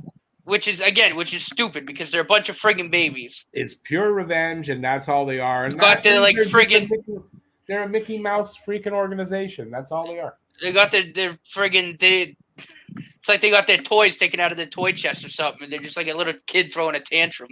Taking their ball and going home because they struck out. Ugh. Good question, Tom. Where are you guys at with MB? Time for a new GM or not? What do you think there? What's your opinion on that, Matt? It depends on what happens with this. Yep. Yeah, I think he's. Yeah. If he matches this, then he's on. When I say thin ice, I'm talking paper thin ice. I think either way, match or not, the fact that KK didn't get signed and this is allowed to happen. Oh, that already puts him on thin ice. I'm just saying, on thin ice right if he matches this, that ice becomes paper thin. Yeah, but I see either way, because you could look at it either way and say there's things that if he matches or doesn't, there's things that could put him there in either decision, right? Right. So, I get what I totally get what you're saying. Does he manage his way out of this in finding somebody to fill that role? Like, how does he react to it is what's going to save his job or not, in my opinion. But I think that it happened puts him on thin ice right away, because it's kind of like, how did you let this happen? Yeah, no, I mean, look, to me, letting it go this long and allowing this to happen is unacceptable. And like you said, I think it puts him in the hot seat. Yep. If he goes ahead and matches this, and then we're screwed money-wise, and we got to move out somebody that we wanted to hang on, that literally puts him, like, when I mean paper thin ice, I mean, like, he sneezes the wrong way, he's gone. Like, that's how close. Yep. John, that's what when I say John that. and Hot Take put out a video about it, and he said that. Oh God, I lost my point. I'm trying to agree with him here too. Oh damn it!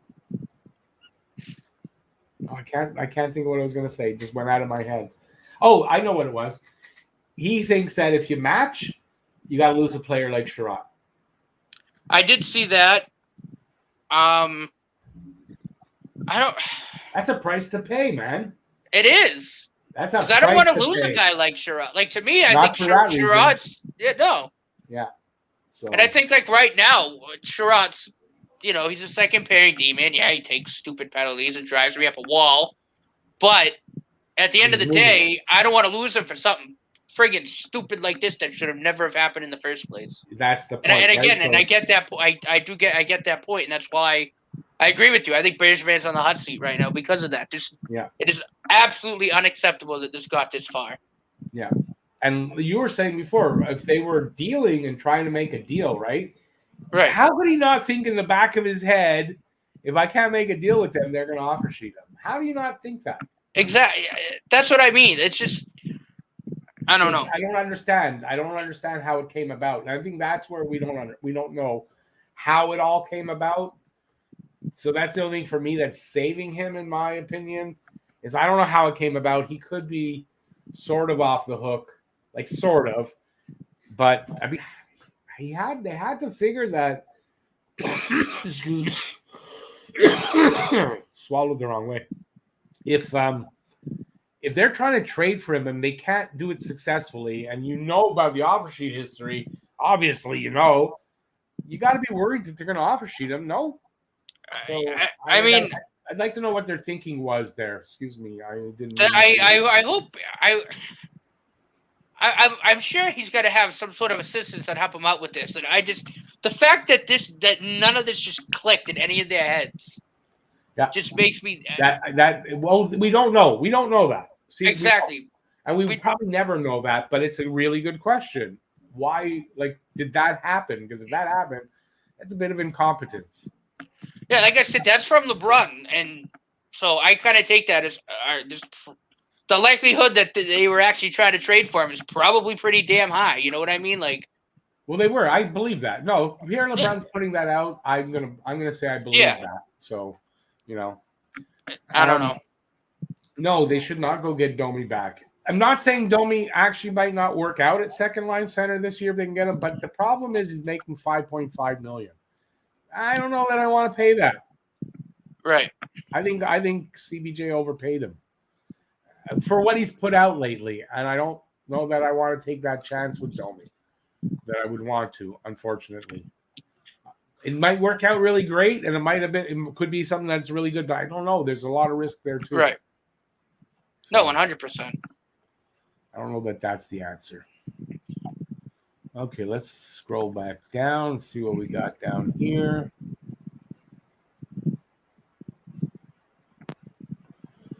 RPM, I wouldn't want to move Lehkonen. I think he's too valuable as a depth piece. No. That'll hurt. See, that's the thing, right? He says somebody that's going to hurt. It's going to hurt. He says Lecky can be moved. He has value to many teams. Well, I don't want to move him. I you know what I mean? To me, your hand is forced now to do something we don't want to do, and that actually hurts the team. So, Rick Roller, you're spot on. It's just the same thing. Rick and I both agreed that we said the same exact thing. The fact that KK went along with this, goodbye. Yeah, I don't want him back. I think let's not go get David Krejci. He did that to all of us. All of us who are fans, KK did this to us. Yeah. It doesn't matter how you look at it, he did that to us by signing for money. And it's like, $6 million. Yeah, I'll give the fans. I don't like that. I think that's horrible. And I'm really pissed at him. And I don't want to be because I like KK. I really like KK. I think it's. I did too. I regret. He's going to turn out to be a pretty damn good hockey player, and we're going to regret this. Or it could go the other way around, and he could just flop, and then we could just laugh at Carolina for being dumb. Of course it could.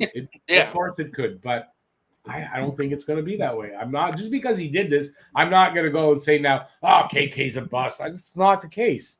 I'm not going to change on that, but I don't want him back because he just gave me the finger. I don't think that's fair. Martin Carrier says, let's go get David Krejci. Didn't he retire? He wants to go back to the Czech Republic. Krejci retired. I don't. From the NHL, didn't he? Is it retired? Well, I know. So from what I heard, obviously I live here, so I hear all this stuff every day. Yeah, you would know better, actually. Yeah. I don't think he retired, but he wants to bring his children to the Czech Republic where he grew up because he wants them to like get immersed in the culture and learn the language. Yeah. So it sounds like he's going to do that. And he's 36, so like, yeah, it's not. Plus, he's a former Bruin. I don't know, I just feel like it just would. No, he's not. It just wouldn't be right. It just wouldn't be right. Lucas, of course I remember you, even though you're spelling it differently. Of course I remember you. Yeah, hey, how's it going, buddy? So, but of course I remember Lucas. Yeah. KK was always a bust? No, he's 21 years old. You can't call a 21-year-old a bust. Even if he's horrible, you still really can't call him a bust until he's a certain age, because I've seen guys really suck ass and then they hit 22, 23, 24, and it changes. And yeah, so he's not a bust.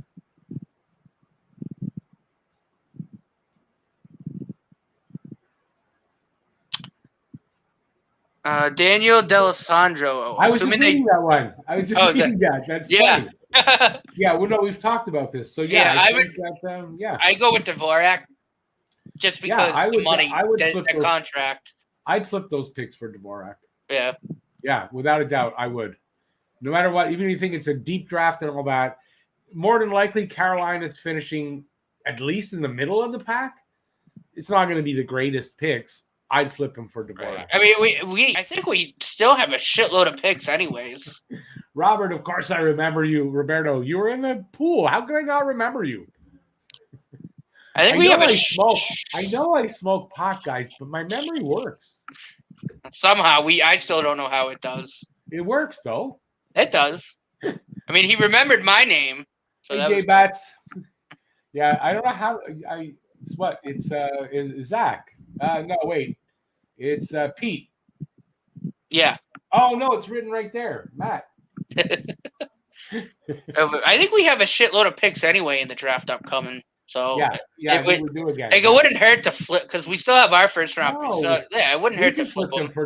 If that's the price for Dvorak, wow, that's fantastic. Yeah, I'd flip them in a heartbeat. Would be, and maybe I'd throw a prospect in too. For that to get Dvorak, I think that's fair. That's a great flip price. Him. Absolutely, without a doubt.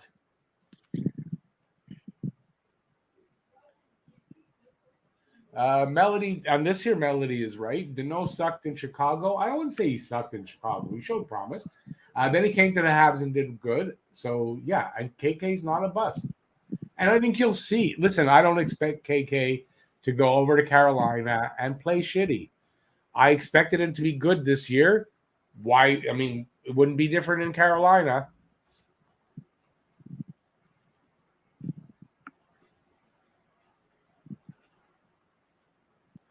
But Luca, you got to take this into account. He's playing in Arizona. That's one. He's 25, just about to enter his prime. He gets decent numbers.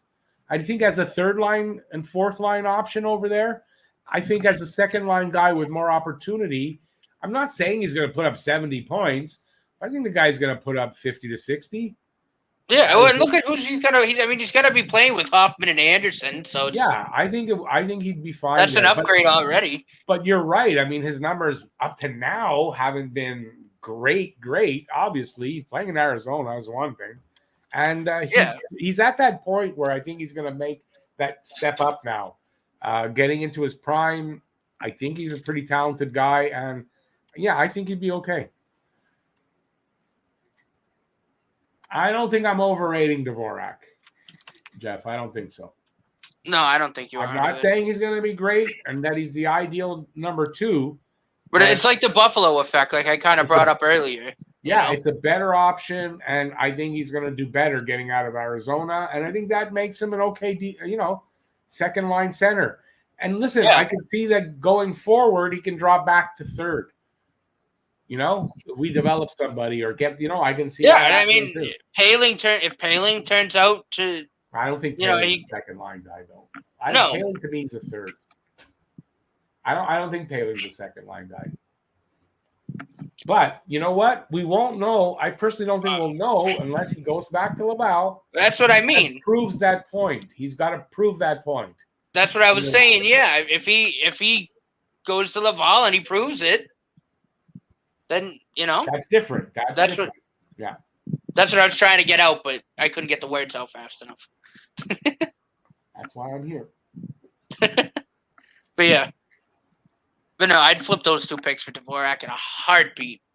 I just really, if he matches this, okay, Canes fan, I have a feeling it's not gonna be favorable to us. But what's hilarious, that we're upset about this, or but your PR team is a bunch of fucking children, or that the Canes maybe made a mistake here. Like, you got to tell us what's hilarious. Your GM's mad because Marc Bergevin took his toy train when they were like 3 years old. Good. I'm glad that he answered it this way. Thank you. Appreciate it. Okay, and good. You are a welcome Canes fan. And the reason I say that is when the Aho shit happened, I got death threats from Canes fans. Canes fans in general are not my favorite people, but you seem okay and you got the right attitude. And believe me, you don't have to have our attitude, but at least it's not hateful. Right. That's all I ask. But yeah, you're right. I mean, how petty the Canes are. My God. It's obviously a petty act what they're doing. They've made it obvious, and I think it's going to hurt them, right? I don't know how you feel about that. You're a Canes fan. You got to figure this is going to bite us in the ass at the end of, in the next year or 2 or 3. That's what I think. Roberto, we get back a first and a third from them if this happens, which we can, we'll use, I'm sure, to pick somebody else up. You know what's funny too? Like, if the Hurricanes act like, why are they focusing their energy on just trying to troll us and being petty when? Because they're petty. That's what pettiness is. I know, but I'm just like if their GM was actually smart, he would have looked and said, well, we have a pretty decent team here. Let's maintain this. Instead, he friggin' blew up the goalie tandem. Best defenseman's gone. Yeah. Freddie Anderson is, it's like, and then they put all their energy into being like, I don't know. I don't get how you run an organization like that. Because that team was this close. I mean, they were on the cusp of really being a very good team. And then they blew it to shit. I think when you offer sheet a guy, you can't trade him for a year. Am I right? When they offer sheet him, if they get KK, they cannot move him for a year. Matt, do you know that? Well, I mean, if we match him and we can't trade him, I would assume if they offer sheet him, they can't trade him. Otherwise, that's just a bunch of bullshit. Then it's a bunch of bullshit. You're right. That actually, if we can't. If that's the case, then I'm going to, like, what the fuck? Yeah, no, then they can't. So, no, they can't do that. So, no, it doesn't work that way. Okay. Oh, my God. Asks a good question that he wants us to answer. Was signing Paquette, Perreault, Weidman, and Savard worth backing us into this corner? If the Habs had cap space, then the Canes couldn't make this offer. This is very true. It is. No, I have to admit, this is on Bergevin right there. He's right. Oh, 100%. This is on Bergevin that he should have had this in his head that they're going to do this. Not even this far. Like I said, this should have been done ASAP. I think. Yeah. Or at least earlier. And then once this was taken care of, like, out of those guys that you named, Jeff, I mean, I do like the Savard signing, but get KK done first. Then sign him and, do whatever other business. Sign Savard, because then if you don't sign the other guys, you could still sign. I mean, that's $3 million right there. You'd still be able to sign. You'd have the money. But, yeah, I think they should have thought this out first. And I agree. That's on Bergevin there. Definitely have to agree with that. Hang on, I saw a comment that I liked. This is a Dustin Penner situation, lose situation. The only way either team wins is if KK kills it and earns a long-term contract, or we take the picks and win the draft lottery. That would be funny as hell. I agree. If the Hurricanes get that bad and we win, oh my God. Listen, no, it's not the only way. Listen, KK could go out and kill it and be a win for them. And listen, we can go and use those picks and pick up a guy like Dvorak, and maybe Dvorak has a great season. That's a win for us. So there's ways that it can be a win-win without us getting the draft lottery. But you're right. That would be that might be the ultimate one, actually, is that we win the draft lottery on their pick. And on their pettiness. Oh, that'd be funny. And on their pettiness. And the guy we picked turns out to be a legitimate number one. That would be the way that, it's a win. Like, I think that I would love to see that happen. But we don't know if that's going to happen. Right. So, but, yeah, I mean, you're right. It's a win-win or a lose-lose for the teams, I think. I don't know that it comes out any different. No, I think you're right. Because honestly, I don't think KK's a bust, and I think he's going to be a good hockey player. So I think they're going to win as far as that, as far as the hockey player. So, Tom, we figured that. When you offer sheet somebody, it's like giving them a 1 year no movement clause. Now, I don't know about no movement. I think they can demote him. I think so, but they can't trade him. Remember, no movement clause means you can't even put him in the minors. Right. So there's a difference there. I don't know if that's the case, but no trade clause, it's like giving a no trade clause.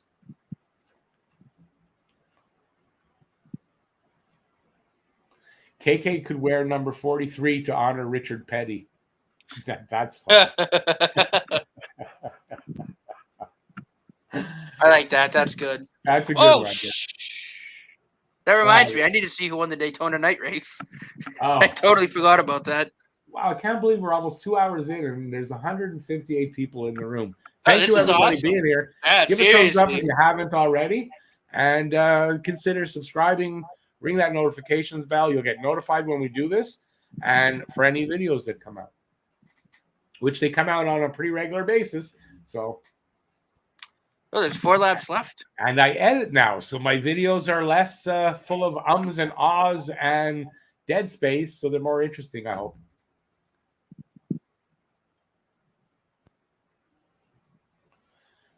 Faye, this is it's true. Imagine a player in the minors making... Well, it happens. A guy like Alsner, when he went down, he was making 4.4, whatever he was making. So it happens, but you're right. It's like signing a minor leaguer almost to a $6 million contract. Exactly. No, you're exactly right. This is what makes it stupid for the Canes, is because no matter what, right? So say they get the guy and all that, but you're overpaying for a guy. How is it a win situation for you when you have to overpay for a guy like that? And it's not a guy that you could say, well, overpaying him a little bit's not so bad. This isn't the case. This is not a player that has made it and is established. I don't get it.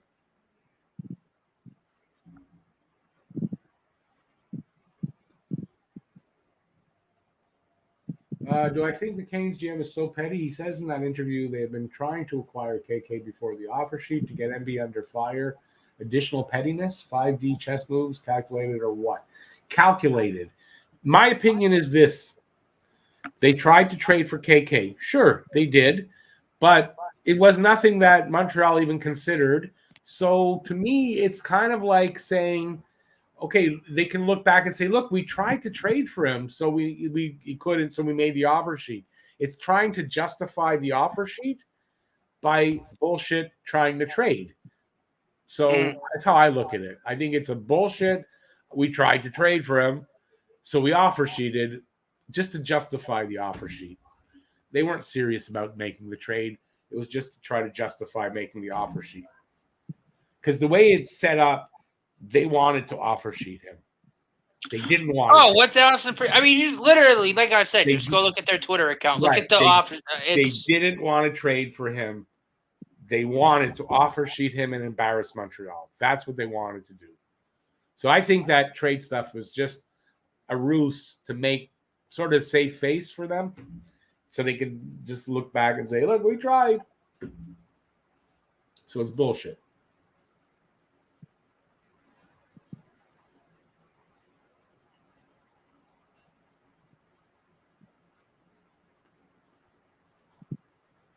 Shamir says, let's get to 150 likes if you don't want to see Rick doing a striptease and singing Le Bout. What's that? The hockey song, the French hockey song?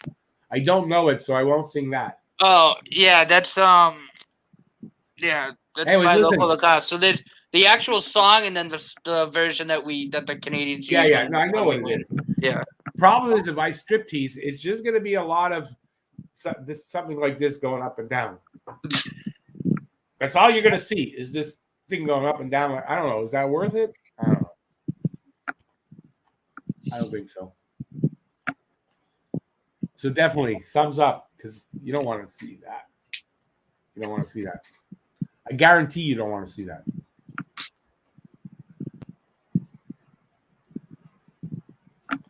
Here's something. J-Fed, who knows what Montreal will do? Dvorak had 15, 15, 17, and 18 goals in the last 4 seasons. That's not too bad for considering where he played. He was the third-line center, I think. You know what? Dvorak could be pretty good here. Those numbers can easily go up as a second-line center. And absolutely. If he scored 18 goals, I don't see why 22 to 25 are not possible for this guy. So, 50 to 60 points, I can see that. That's fine.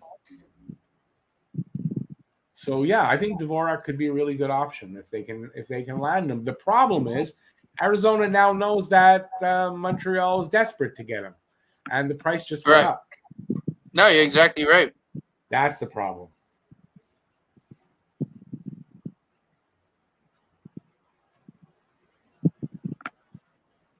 KK and his agent messed up? I mean, yeah. I think so, but only time will tell. Yeah, Sarah, you're right. KK just put pressure on himself. That is very true. He put bigger pressure on himself than he would have had here signing a bridge deal. Definitely. Because now, $6 million, you got to justify that. Or you're not, it's a 1-year deal, right? So even more pressure, because now he really has to justify that to get another contract offer. So, yeah, he put a lot of pressure on himself. Exactly right.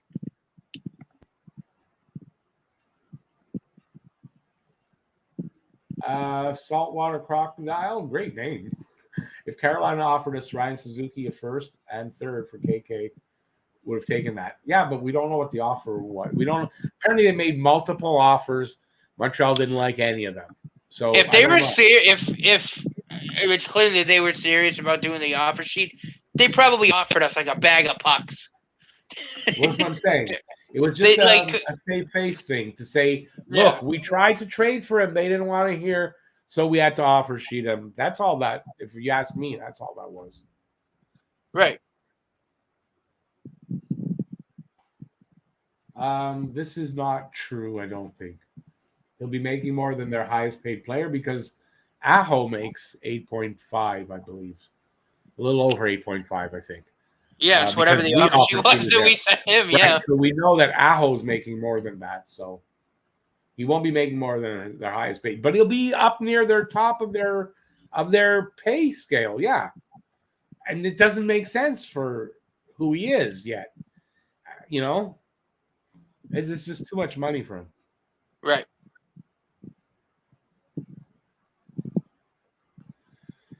Jeff thinks they were very serious about wanting KK. 6.1 million is a commitment, but it's only 1 year. I would agree if they signed him even 3 years.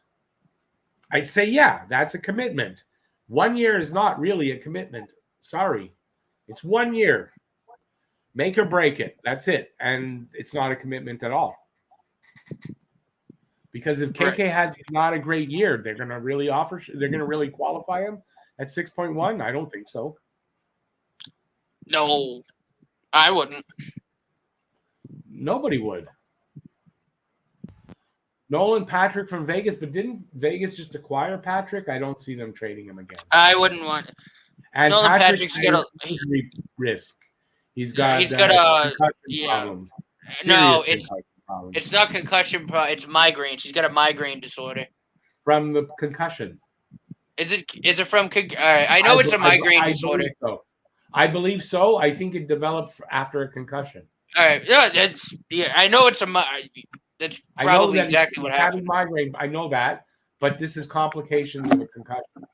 Yeah, because he barely. A good buddy of mine's a big Flyers fan, and that's what he like. Patrick's. He's kind of a liability. It's way too much for risk. Ryan Blaney won the Daytona night race. That's cool. Huge ass wreck at the end. But that's enough racing. Let's get back to hockey. Yes. Pedersen. Oh. Pedersen. Yeah. Where do we get the $9 million? Don't have it. So I don't know. Let's get Yanni good. I don't see how that works.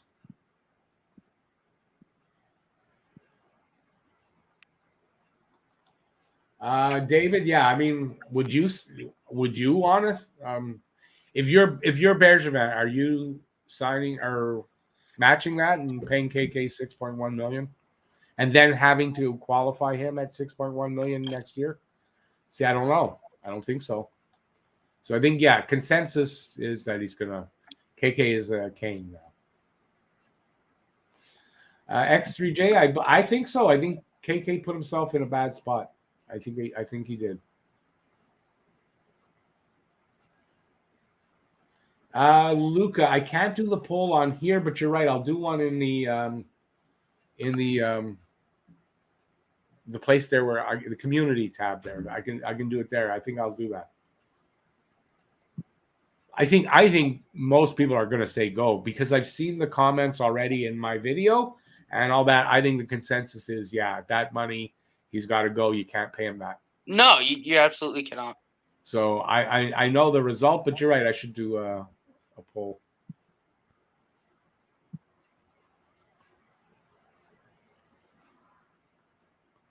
Chris, though, going back to you're right. I think Habs are gonna I think my hot take is I don't see the Habs actually making the playoffs next year. So I think that's what's going to happen. I really do, unless depends on who comes in. Yeah. At this point, but right now, with what I see right now, it might not be a bad thing with 2 first-round picks next year.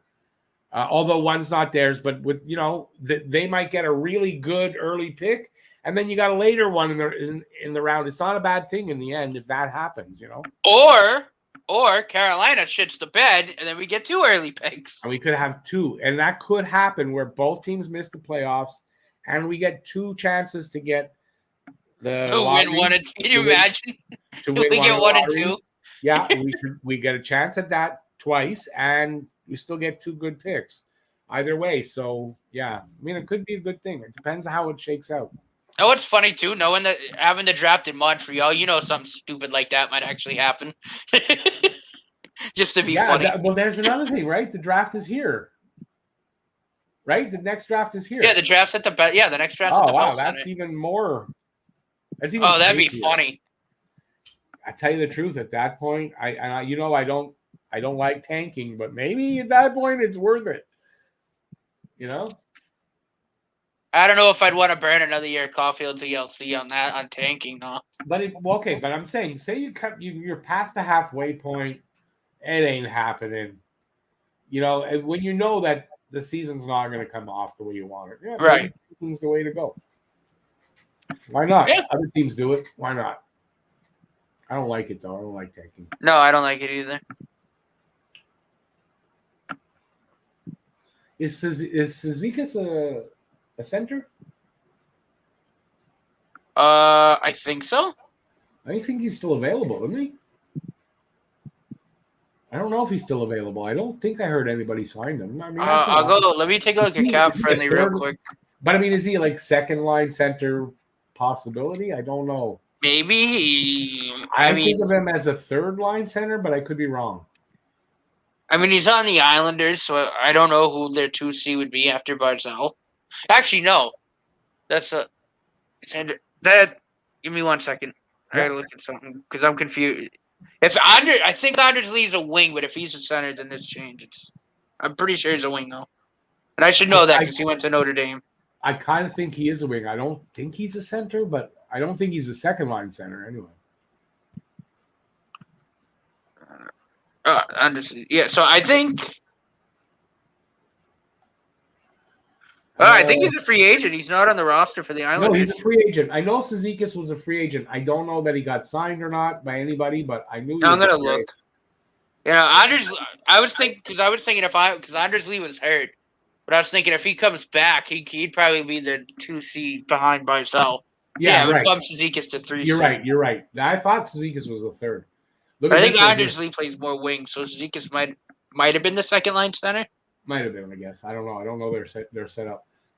With the first overall selection, Montreal Canadiens select Shane Wright. I think it would be Connor Bedard next year. No, isn't he out of he's out of Mooseheads, right? Bedard, I think so. He's a Nova Scotian. Yeah, but I mean, don't you think right now we don't know next year exactly at that point, but looking ahead, right? Isn't Connor Bedard scheduled or thought of as the? He's up there, yeah. No, but I figured he plays for the Mooseheads, right? In Halifax? Yeah, I think so. But I think Connor Bedard is gonna right now. I think.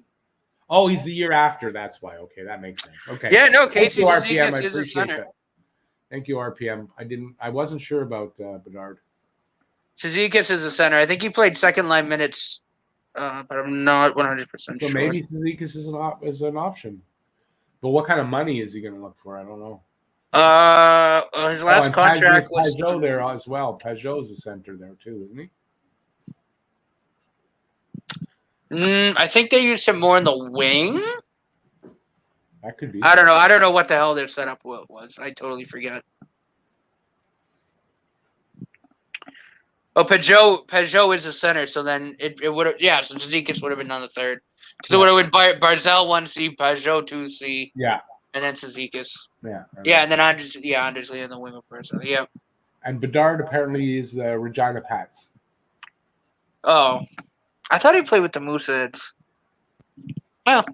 And he's not from Nova Scotia, so there you go. No, I know. Well, you were thinking of Matt, of Scotian. No, I thought Matt had said he is. I that's what I thought. Well, that's why I thought he played for the Moose. That's why I thought for sure he played for the Mooseheads. No, but it's just because he's a Bedard. That's why Matt talked about him. There's no relation, I don't think, though. I don't. I'm 99% sure there's no relation. Well, this is good. Rugged English makes a good point. Zibanejad from the Rangers. I would love me because Zibanejad. That would be sick. Get him for picks to help the Eichel trade in. Yeah, I mean, I'd be happy with Zibanejad.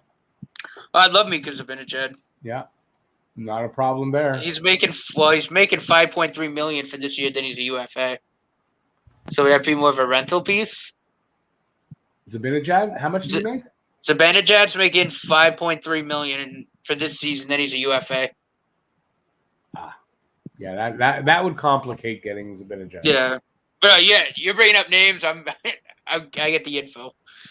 Yeah, no, there you go. That's fine. It's good. Working out good. Yeah, unless Zibanejad would sign long term, because I don't want to. You know what I mean? I don't want to pay that much for like a rent. A guy you're only gonna have for a year. Roberto, yes, the hockey pool is set up. I'm just trying to fill in some of it with some of the guys from the crew, and then the rest of the spots are going to go up.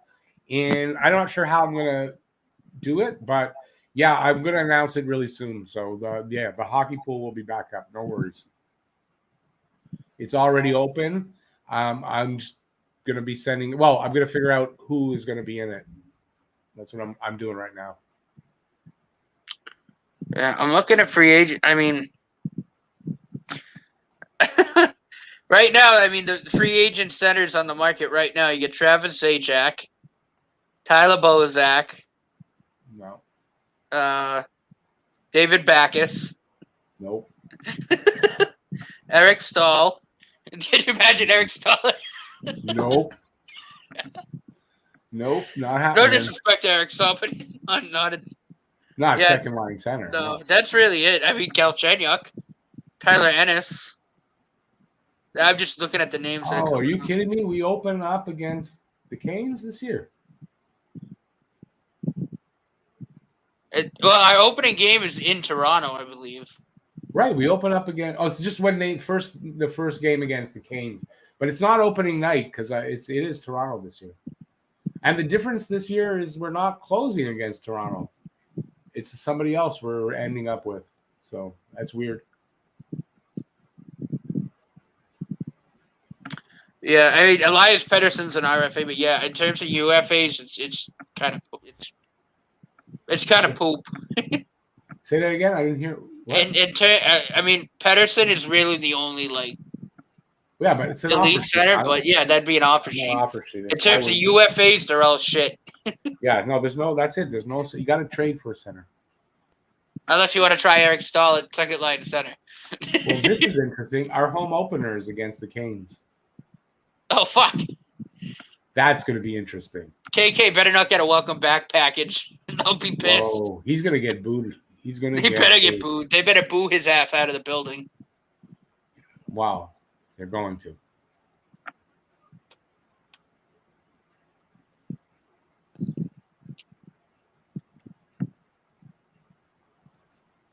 Can you imagine the cheers if Anderson lays him out too? No, I don't want to see him get hurt. Well, no, but I mean, not get hurt, but I mean a big hit. Yeah. No, I don't want to see it. I wasn't insinuating that at all. I don't like seeing people get hurt. I just meant a big hit. Shamir, the bigger exodus is going to happen next year when the stuff they did with the notwithstanding clause kicks in. That's when a lot of English people are going to leave again. Maybe me too. I'm considering it. Come back down to the States. No. I'm not moving to the States. No way. No way. Sorry, but no, not for me.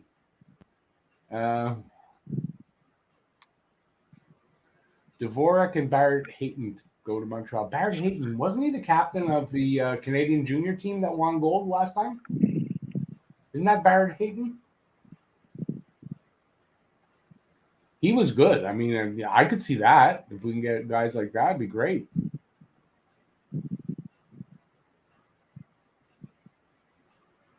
Jay Batts, even if you bring Galchenyuk back for center, where are you going to play him? He's not going to be second line center. Come on. KK gets food poisoning and healthy scratch for the game in Montreal. Yeah, I can see that. Oh my God. I could see that. Wait, whoa. Wait, I wanted to read something. Hang on. What? No, wrong one. No, same one. Come on. Pierre-Luc. Elias Pettersson is going to be available UFA after next season, just saying. Toffoli can maybe talk to him to come to Montreal if money is available. But no, he's available. He's not a UFA after next season. No. He won't get UFA status till he's 27 or 28. I think he's 27. It depends when it depends when you get in. If you're in at 18, 27. If you're in later, it's 28. I think, but it's 27 or 28. So Pettersson's not going to be a UFA at the end of next season. So no, you got to offer sheet him now. Listen, even if he's an RFA right now, so someone's gonna sign him. They ain't signing him for 1 year.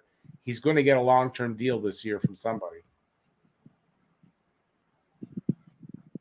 Yeah, no, Pettersson's only 22. His UFA is a ways away. Saltwater, what would you do if we signed Galchenyuk back and he gets more points than KK next season? I would say that would be a sign of a miracle for me.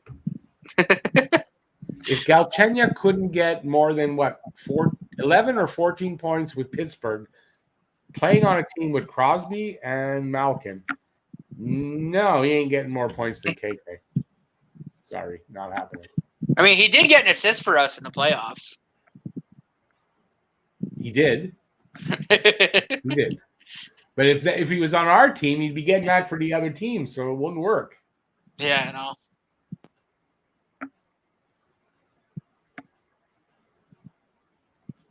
I know. Mel, here's why I'm mad. First of all, it's not a $12 million payday for him. You're assuming he's going to get the qualifying offer next year. That's an assumption that might not happen. So this is a $6 million payday for him. And he knew the $20 bonus. He knew the trolling. How do you not know that that's trolling? It's a thumb of the nose at Montreal. It's this and along with that, Montreal and all of us. He did that to us as fans. Yeah, we're mad at KK. Sorry.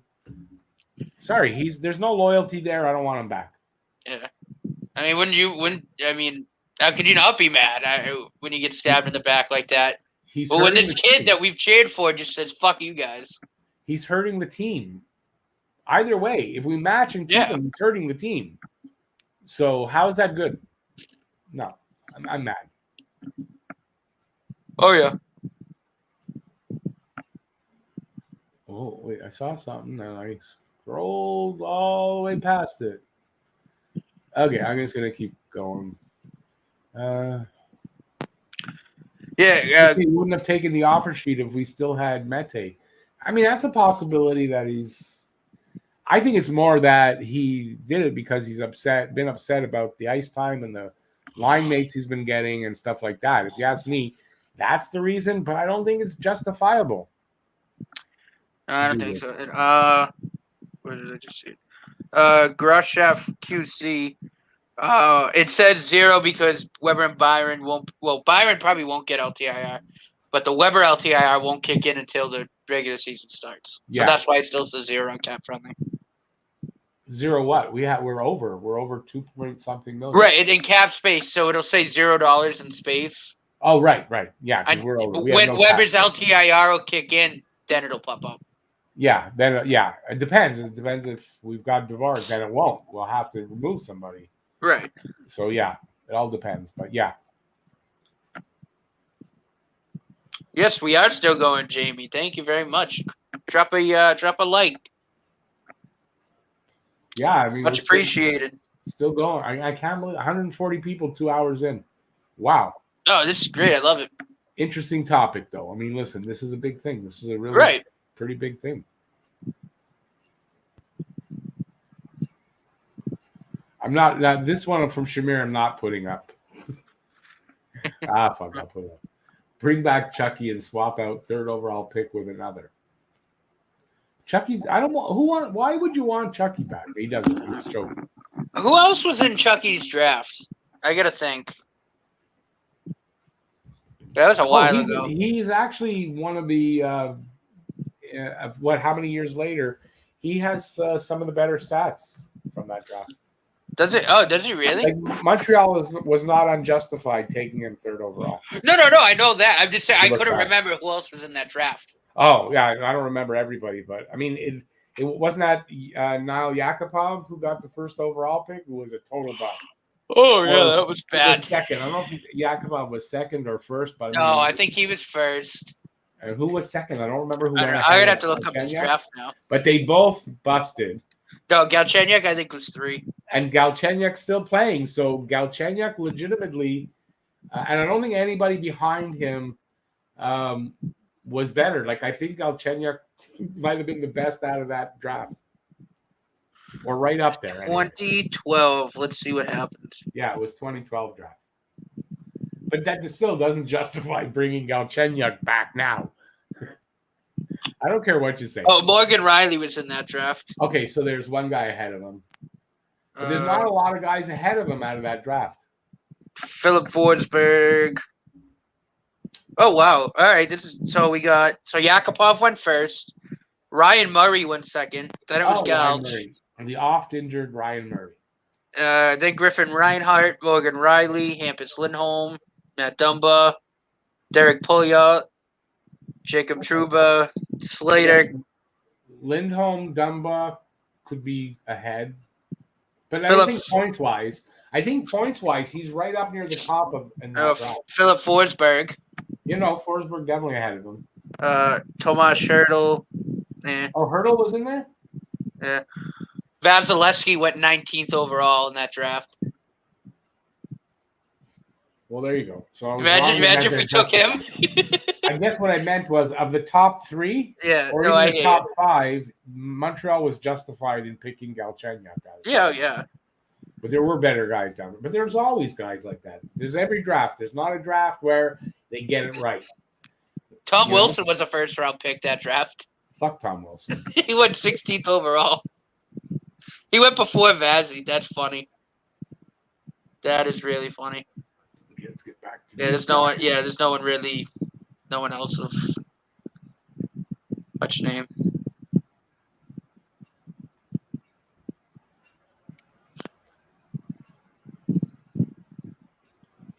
But yeah. Yakupov had what, like that one game when he like tied it with like 2 seconds left or whatever, and then he that was his right career. down the toilet.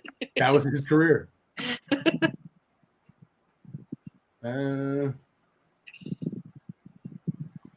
Yeah, but Dumba still. I mean, Dumba's a good player, so like, Dumba was a good pick. I would rate Dumba ahead of Galchenyuk. Yeah, no, Dumba. I mean, obviously Vasilevsky's a goalie, but I think you could say he's probably the best player.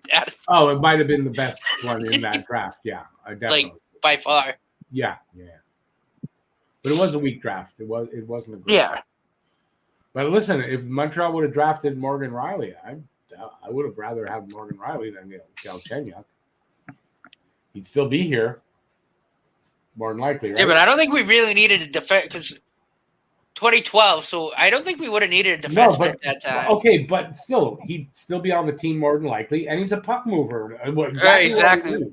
He is exactly what we need right now. That is true. So come on. No, I got you. Listen, I got you. I'm just trying to think at that time what. Yeah. No, you're right.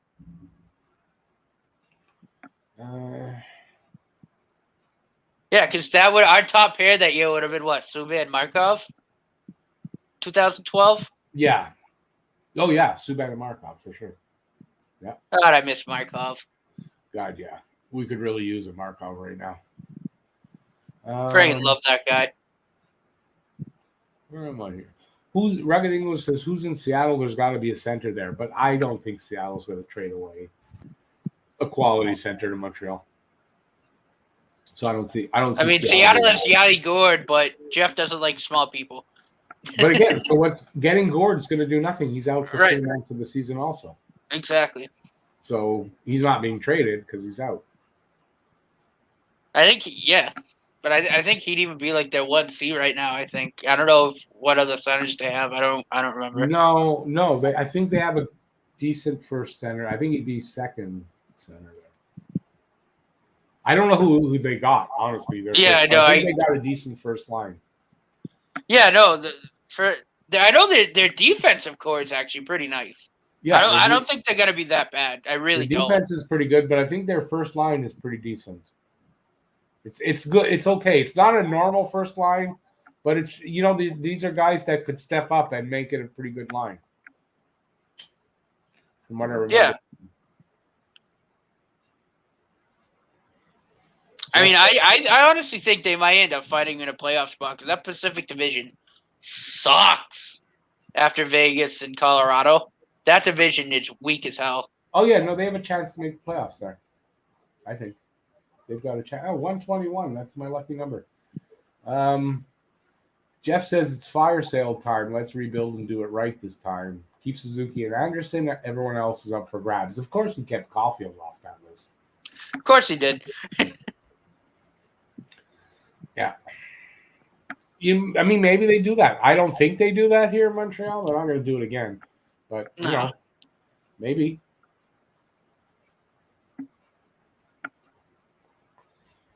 I don't know. I'm running out of stuff here. me scroll the comments here.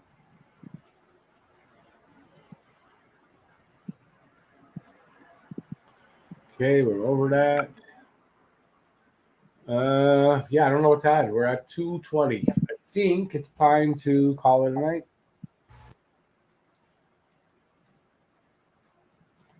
I'm thinking, what do you think, guys? Should we call it a night, or are we in for another little bit? Price to Colorado. Shamir thinks he says LOL, but that's not a. It's not an impossibility, but I think with everything that went on with Price, I don't think they're trading Price. I don't think they trade Price. No. Look who shows up. Look who shows up finally. Yeah, what's up, guys? What's up, Delaney? Oh, so just back from my coffee date, so I figured seeing you two on, I figured I'd shake it up and join. Drouin and a first for Nugent Hopkins. I'd actually consider that. I like Nuge. I like Nuge a lot. Didn't they just re-sign him? I don't. Yeah. I don't know how keen I am about Gooley going though. Yeah, I don't like the. I like to keep Gooley, but anyways, Nugent Hopkins just re-signed there. I don't think he's being traded. When a team, when you re-sign or you sign a free agent or whatever, if you start trading away those guys right after re-signing them, it's not gonna be an easy job finding other free agents to sign with you because there's no trust. So I don't think that would happen. Can I just quickly say if Luca is still in the chat there, was actually writing a message in the board there, and the kiddo has to have her feet on me, and she ended up hitting me my thumbs, and I ended up deleting them by accident. I didn't even have any idea I did until Shamir messaged me privately and said, "Yo, why'd you kick out Luca?" And I was like, "I have no idea what you're talking about." Why are you bringing that up though? Oh no, just because he's there, I'm just offering a formal apology. Oh, okay, no, but you see him in the chat. Is that why? No, I was wondering if someone said something. No, he asked me why I blocked him, and I didn't know if he's seen my response. It happens, because like for me, when I'm trying to highlight somebody, if the chat adds, then I highlight the wrong one. So these kind of things happen, right? You're meant to click and you click the wrong one. It happens to me, so yeah, don't worry about it. I wasn't trying to abuse my power. We reinstated him. I think we reinstated him right away, so it was no. Yeah, I think Jeff did. Yeah, so I think it was right. Thanks, bud. Delaney, what do you think of this whole mess? This whole offer sheet mess? I love the drama.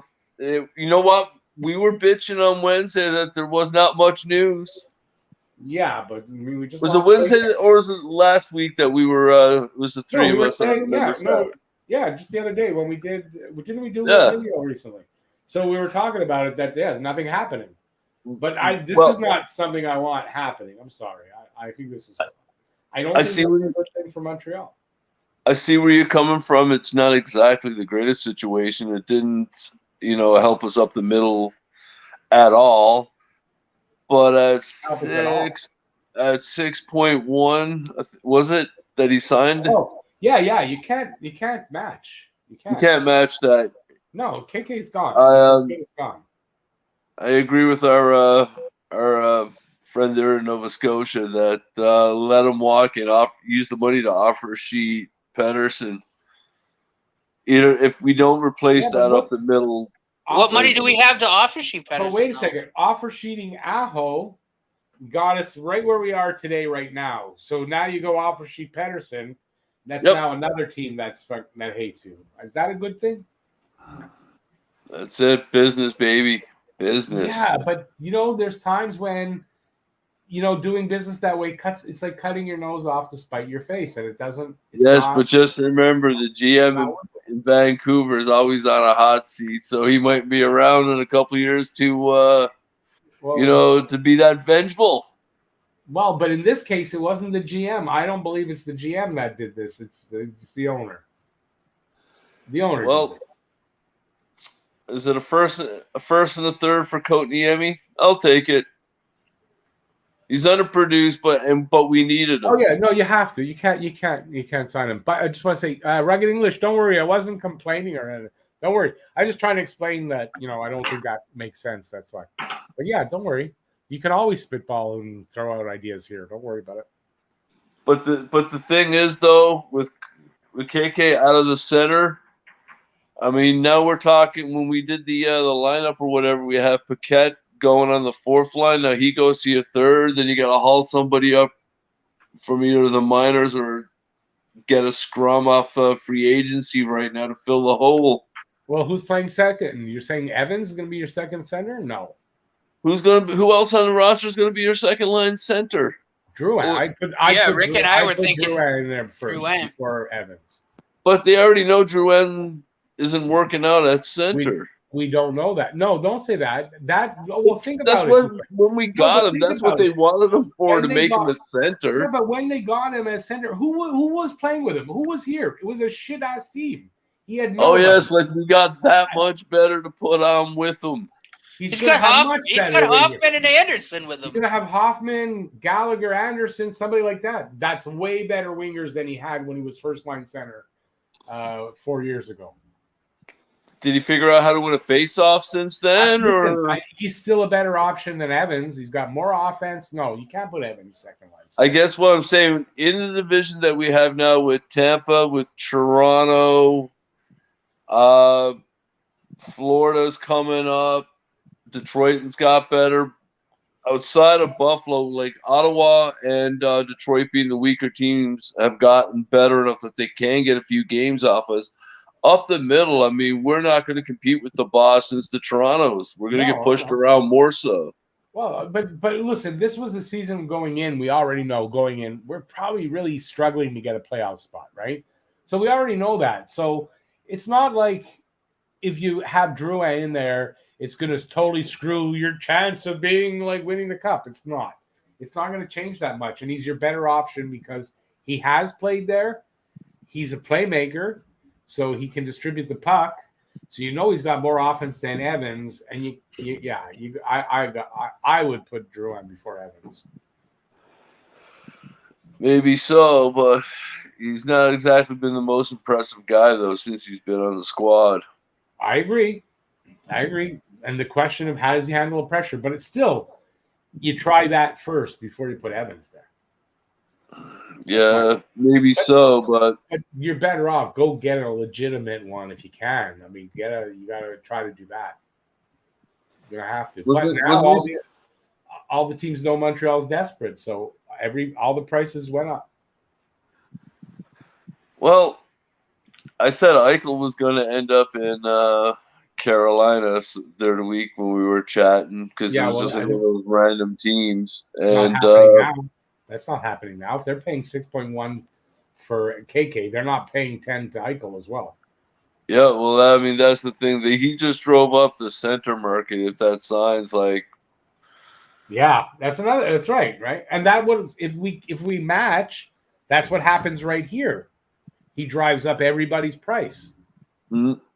Can't do that. There's no doubt in my mind. If I'm Bergie, you're like, peace, bud. You're gone. Yeah, sorry. I like Thanks for the pick. Thanks for the cap room for this season. Now we're going to go get a center. Cap room? Doesn't save us any cap room because he was unsigned. But he was a restricted free agent. He wasn't unrestricted. Doesn't matter. He had no salary, so he didn't really save us anything because he had none yet. So he wasn't a free agent and he was a restricted free agent. How does he not have salary going against the cap? He was supposed to play for the last year of his salary. There's potential salary there, of course, but there's nothing there yet. He didn't sign. So he didn't save us anything on the cap. The only thing he's saving us from is paying $6.1 million. Yeah. And he's going to cost us money on the cap because more than likely anybody we replace him with is going to be making more than we would have been paying KK. Yeah, but restricted free agents can play the regular season even if they're not signed. No, they need to be signed. Where do you get that from?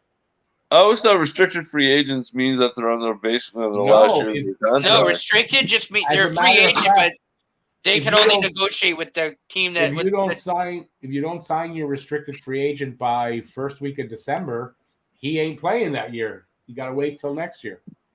So no.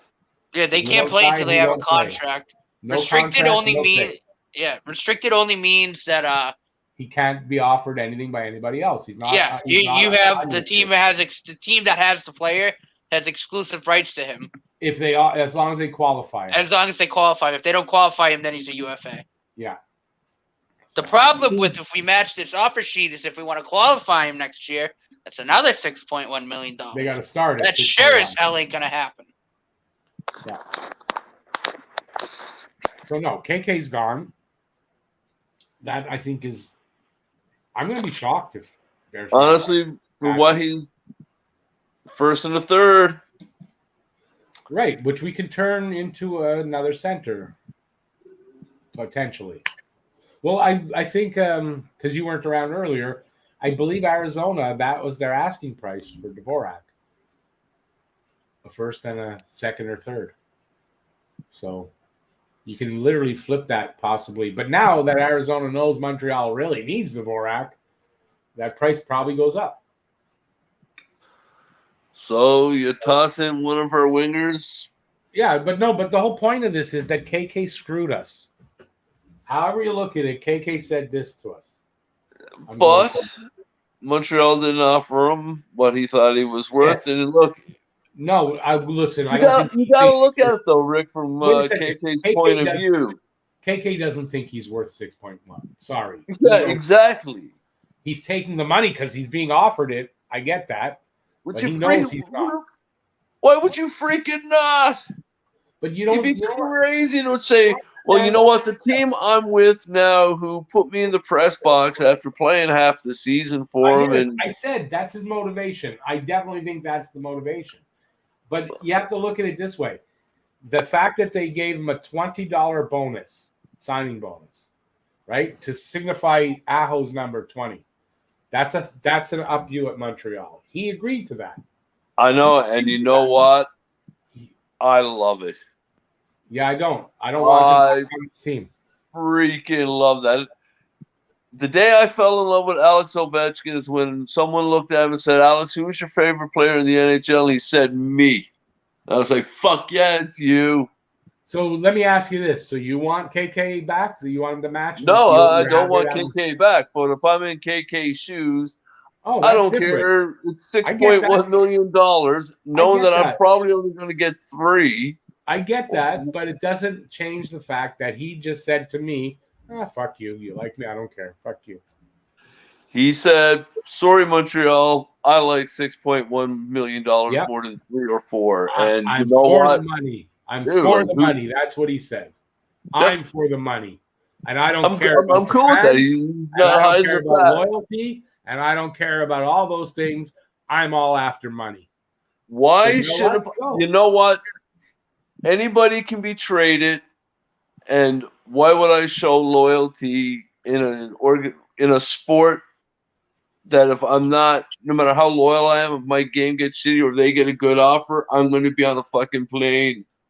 So honestly, man, it's a no-brainer. He takes the money. Everybody does. Those teammates that you just went to war with in the playoffs to get to that happens every day, man. It happens every day in every single sport. You just told them you don't matter to me. You could. He had he didn't have any no movement clause, man. He could look. The organization, chances are, we're going to flip him or toss him in on a deal to get another player. Shows your character. So I just don't think KK owed him nothing. It shows his character, though.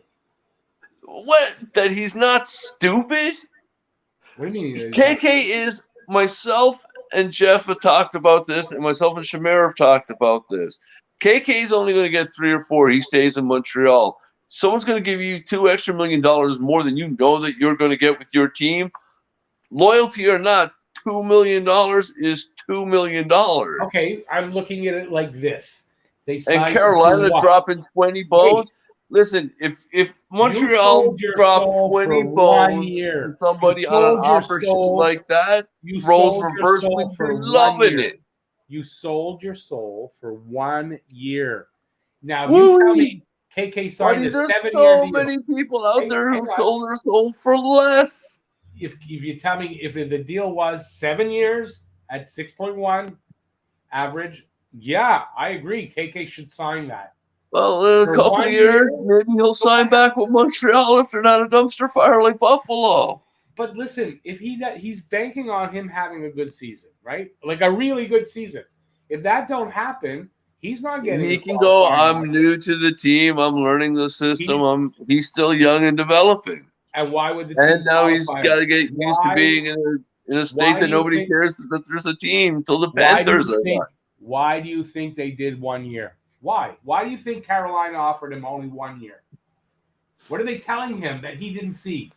They're telling him that, guess what? Next year, that qualifying offer at 6.1, we're not giving you that. We're not.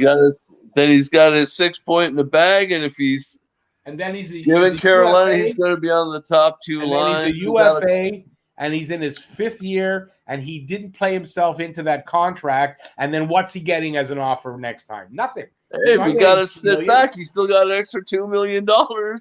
You sold yourself for $2 million for the rest of your career. Man, I honestly don't think KK was making it to the trade deadline anyways. And if Buffalo wanted him and a couple of picks, man, he would have been traded for Eichel. That's fine, but it still shows no loyalty. That's all. That's it. Welcome to being a professional athlete. But this is what's wrong in our fucking world today, is that the only loyalty that people show is to the dollar. Great. No, that's how society's portrayed. Highest bidder will win. Great. Unless your government, then it's the lowest bidder will win. And it explains everything that's happening in the world today. Everything. Welcome to the capitalistic society that Matt's country is the leader of promoting. Again, you guys all want to live in the Wild West, where any minute, just talk to the wrong guy and you're dead. That's what everybody wants to live in today. Personally, why? I don't understand why. If I could live anywhere, it would probably be Ireland or Finland, where KK is from, because I don't understand why people. Great skiing, hockey. I just don't get it. But that's it. Look, I played baseball growing up and softball and stuff, and the only team I would have remote love for is the Reds. I see everybody out there agreeing with loyalty to the dollar. You better question yourselves.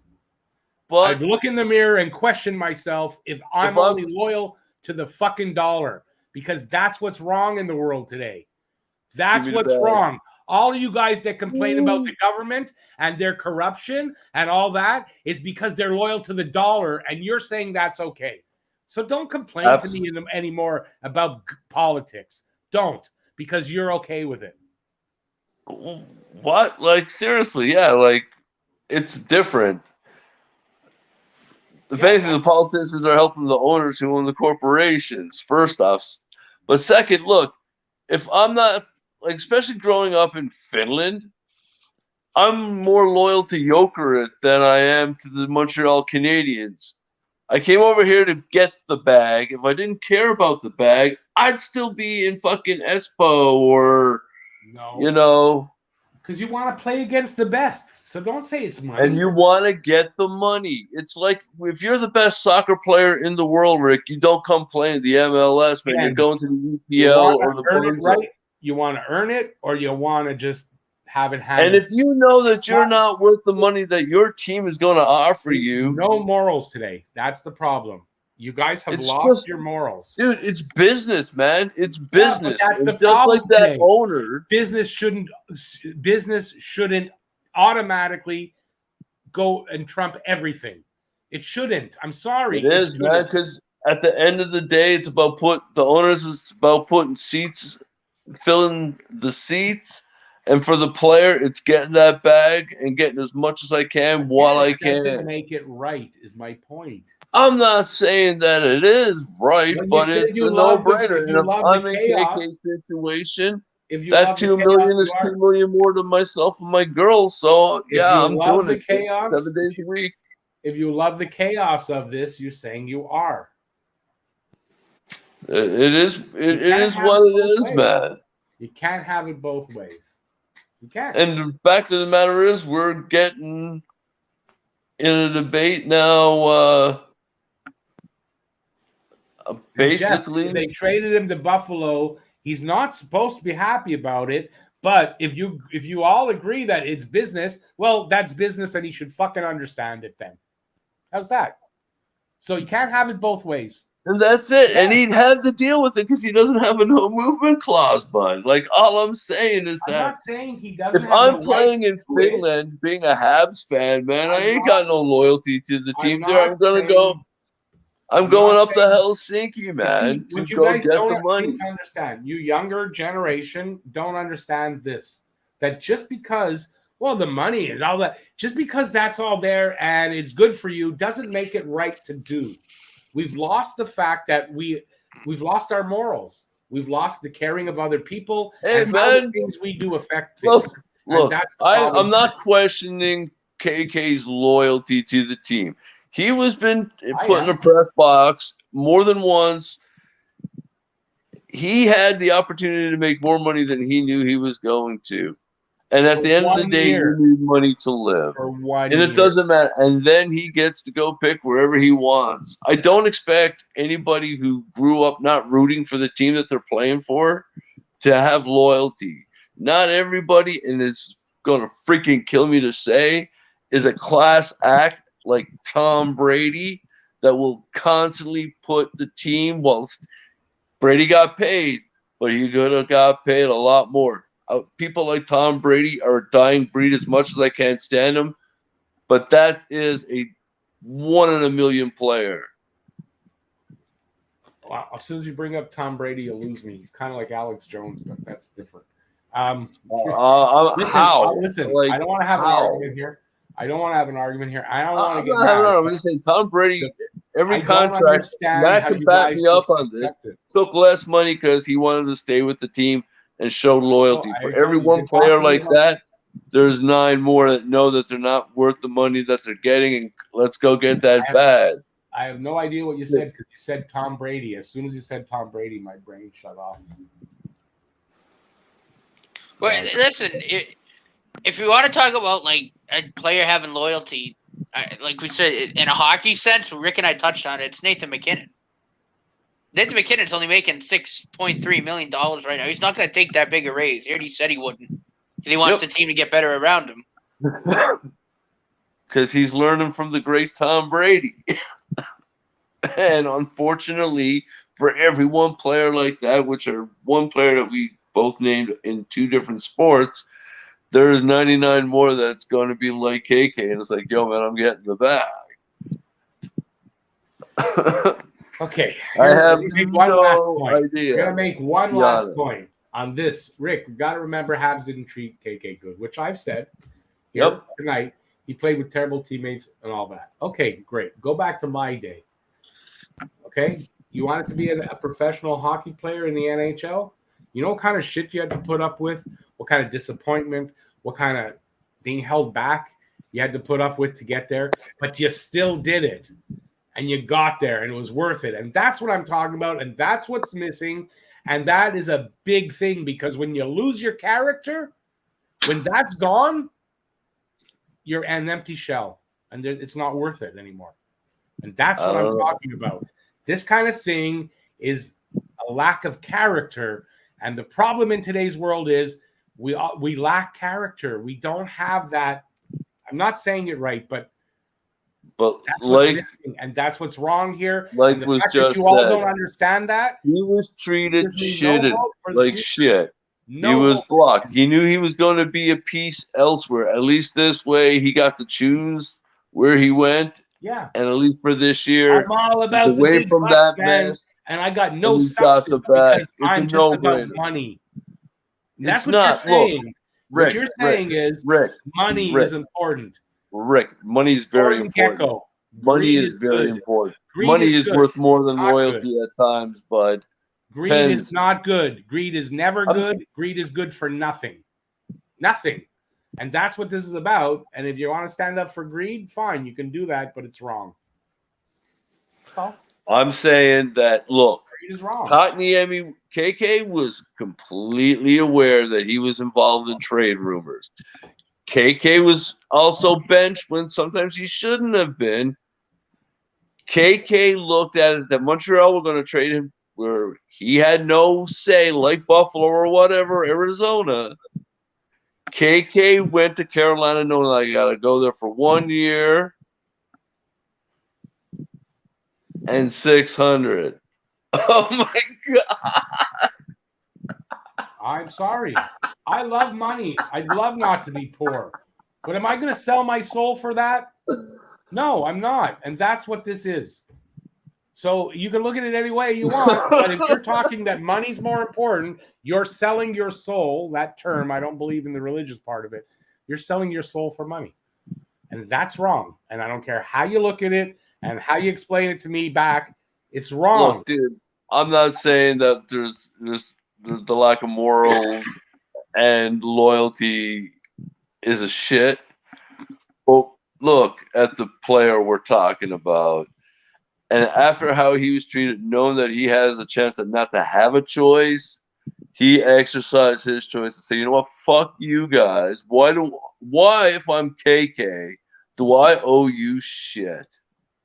What does Carolina think I'm worth more than you think I'm worth? If you're going to sell like that, don't be so goddamn cheap and sell it out for one season. Hey, look, KK, God love him. He did the smart thing. He took the money more than he was going to make this year from Montreal. And next year, he's an unrestricted free agent still and can go wherever he wants. That man is not about loyalty. He just took power of his future. And I think he will I think he will punch above his weight in Carolina to get that 6.1 low read up. Or to show the other boys, hey. And guys out there, hang on a second. Guys out there, you laugh selling your soul. He didn't sell his soul. I don't know why it's a sport. Get a grip. You freaking guys, when something happens and you don't like it, you complain to me and you're all over the board. I don't like this. I'm complaining. Give me a break. I don't like the fact that KK is gone. I really think we needed him this season for as long as he was going to be there.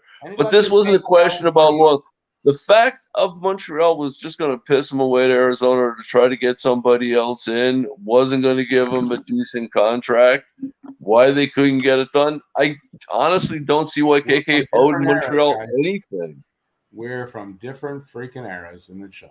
I guess, but why? Why is KK taking this any different than any other athlete? I mean, look, he was being lowballed. What bugs me about it? One season. That fucking bugs me. He signed this for 1 year. He got away from the distraction that was going to be his contract. That bugs me. Dude, like, you're just missing the point, man. You're praising him. He sold himself fucking cheap, man. He didn't. He got $2 million more than he was going to.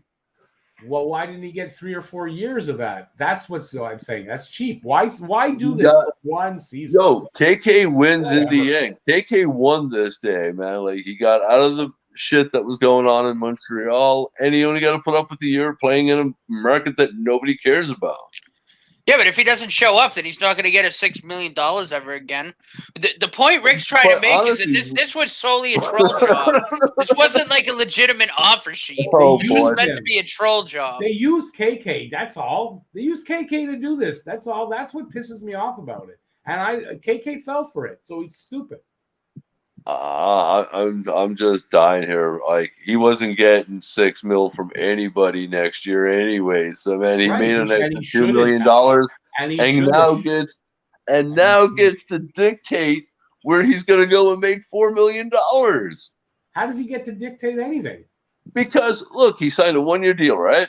Yeah. So he's going to go get $6 million. Bang, got my bag. Yeah. Now KK knows that he's not getting $6 million from the other teams in the NHL. So he got paid, and now as a restricted free agent, he's going to get offers. He's a young center that's not completely a total shit player. Okay, let me ask you. Carolina has to pay him another $6 million to qualify him to be an RFA next year. If they don't, then he's a UFA, and then And what if he produces? If he doesn't 30 play, points? teams won't give him a lot of money. What if he gets 30 points in the 82 games? That's it. 30 points. What's he do next year? He ain't getting a qualifying offer. Now he's a UFA. He's a UFA that's not going to get $6 million. So how is this good for him? See, and here's the thing. So if he was on Montreal and got 30 goals 3, next 4 year, years. he wouldn't have got another big contract. Like, honestly, man, It's not I a big don't blame contract. KK. How do you see this as a big And contract? I honestly don't think that. How I think it's how a do any little. of you out there? How do any of you out there see this as a big contract?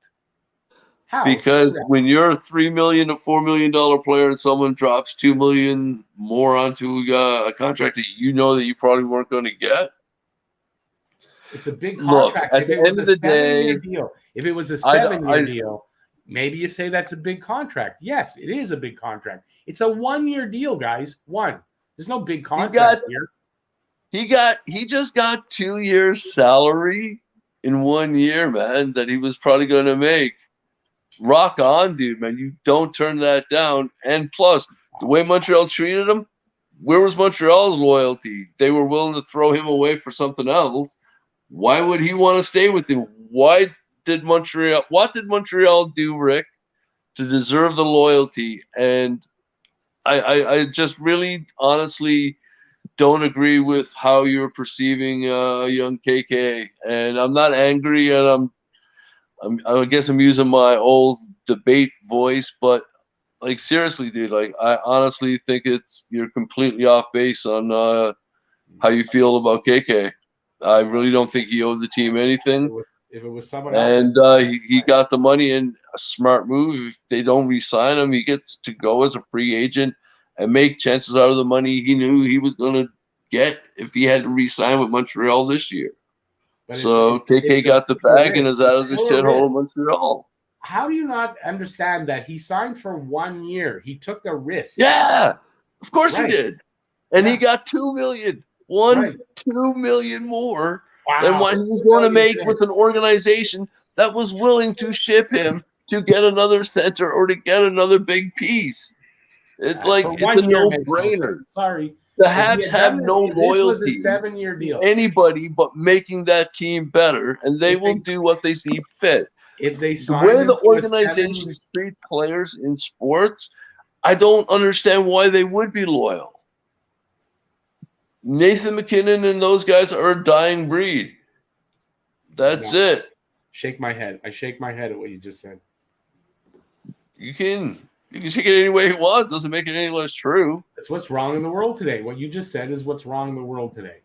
There's a lot more wrong with the world than a young kid wanting to get when there's money out there to play a sport that could be over before that contract's done.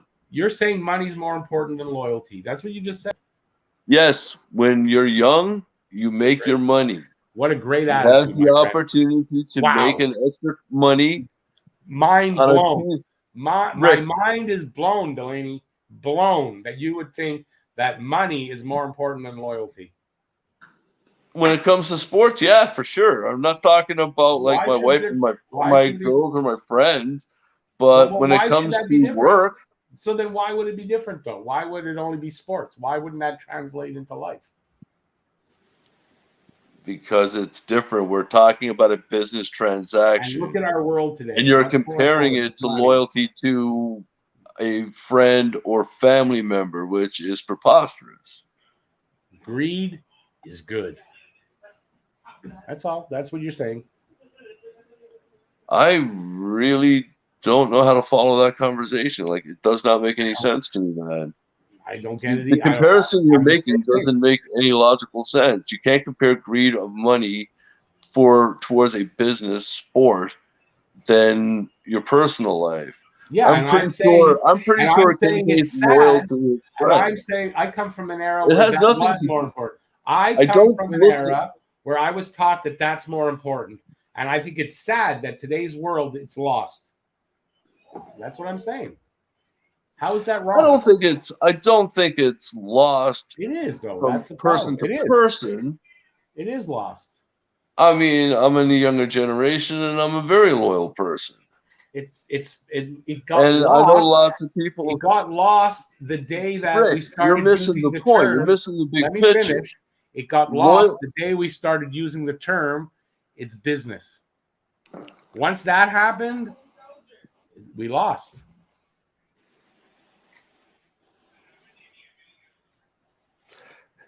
See, but here's the thing. Business and your job, sports, money, whatever you do. The loyalty I show to the school board is a lot of difference of loyalty than I show my people. When it comes to business, it's all about finance. That's his job. Now, if I don't like my job tomorrow, I have the right to quit and go find another job.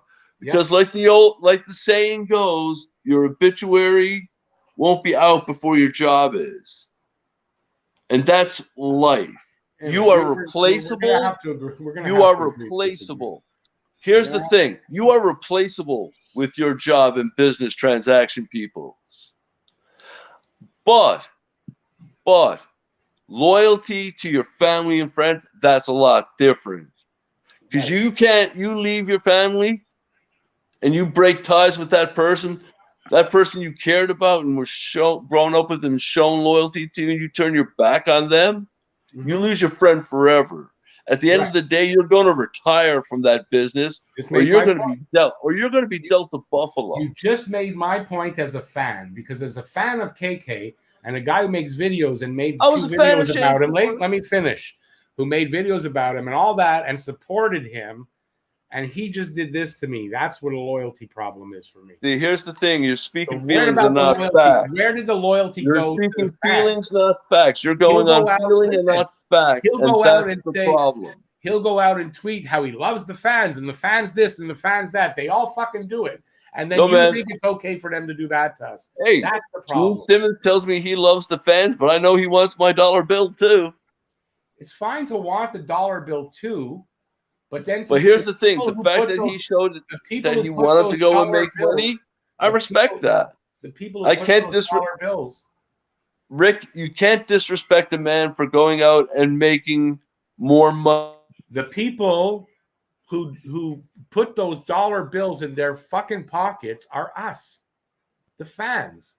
So when I'm talking about loyalty, I'm not necessarily talking about loyalty to the team. But what about the loyalty to us? I guess he got mad that I had to mute him, but he wouldn't let me talk. Sorry, I think Delaney, but you wouldn't let me talk, and I wanted to make a point. What about the fans? What about the loyalty to us? Why should I go and support a guy, buy his shirt, do this or whatever? That's what I'm mad at. That's what I'm upset at. Okay? So if you don't understand that, that's fine. But it's sad that that's lost. Okay, on that note, I pissed off Delaney to the point where he's mad at me. And I think we're going to call it a night. We're at 3 hours. So, yeah. So I'm sorry if I pissed anybody off and you didn't understand my points. But that's my point, is that I'm pissed off at the lack of loyalty to me as a fan. That it's just a business. If it's just a business, then why do they care about the fans?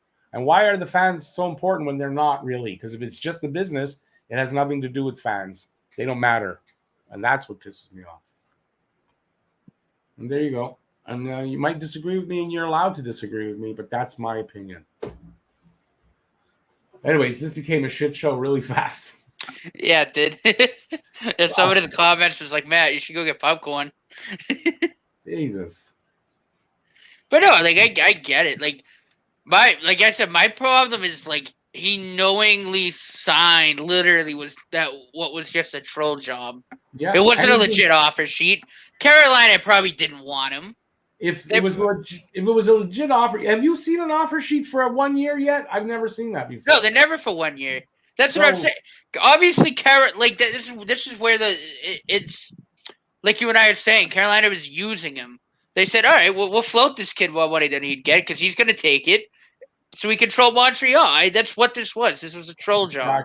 Exactly. That's why, I don't understand why.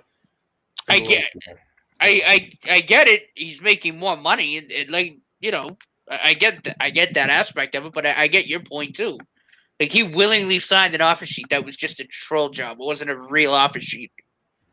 Yeah, I mean, you can tell just the way Carolina just is going on about this. They probably didn't care who the RFA was. Well, I mean, they say they tried to. Anyway, we're not going to go over all that hash everything, but it's just it gets to be, in general, this is what bothers me about sport is that it's become money, and we're forgotten as fans in the equation. Yet, if it weren't for the fans, where's the money coming from? Right. There you go. All right, I'm going to call it here before it gets to be too much more of a shit show. I want to thank everybody. I mean, there were a lot of people in here tonight. Thank you for being here. It was really nice. I appreciate that. If you haven't given a thumbs up, please give one on the way out if you enjoyed watching this turn into a shit show like it did. Delaney, if you are watching, I apologize. I didn't really mean to make you upset like that. I muted you because I wanted to make my point and I couldn't do it. I just wanted to make my point. So I apologize. Hopefully you're not mad at me. And that's it. We'll be back next Saturday for Saturday Hockey Talk again. And we'll know by then what's happening, whether they've accepted, whether they've matched or not. And we'll find out by then. So thanks, everybody, for being here. I really appreciate it. I apologize for any of the swearing and the little argument I just had with Delaney. I hope it didn't ruin anybody's enjoyment of this video. So have a great night. Matt, thanks for being here. Really appreciate it. Absolutely. And we'll do this again soon. See you on Wednesday for the members. Don't forget, Wednesday, 9 o'clock or 9:30, members only live chat. And what else? There'll be more videos out this week. And that's it. Have a great night. Thanks for being here. Thanks for watching. Stay safe out there. Peace out, y'all. See you next one. Bye, everybody. Have a good night.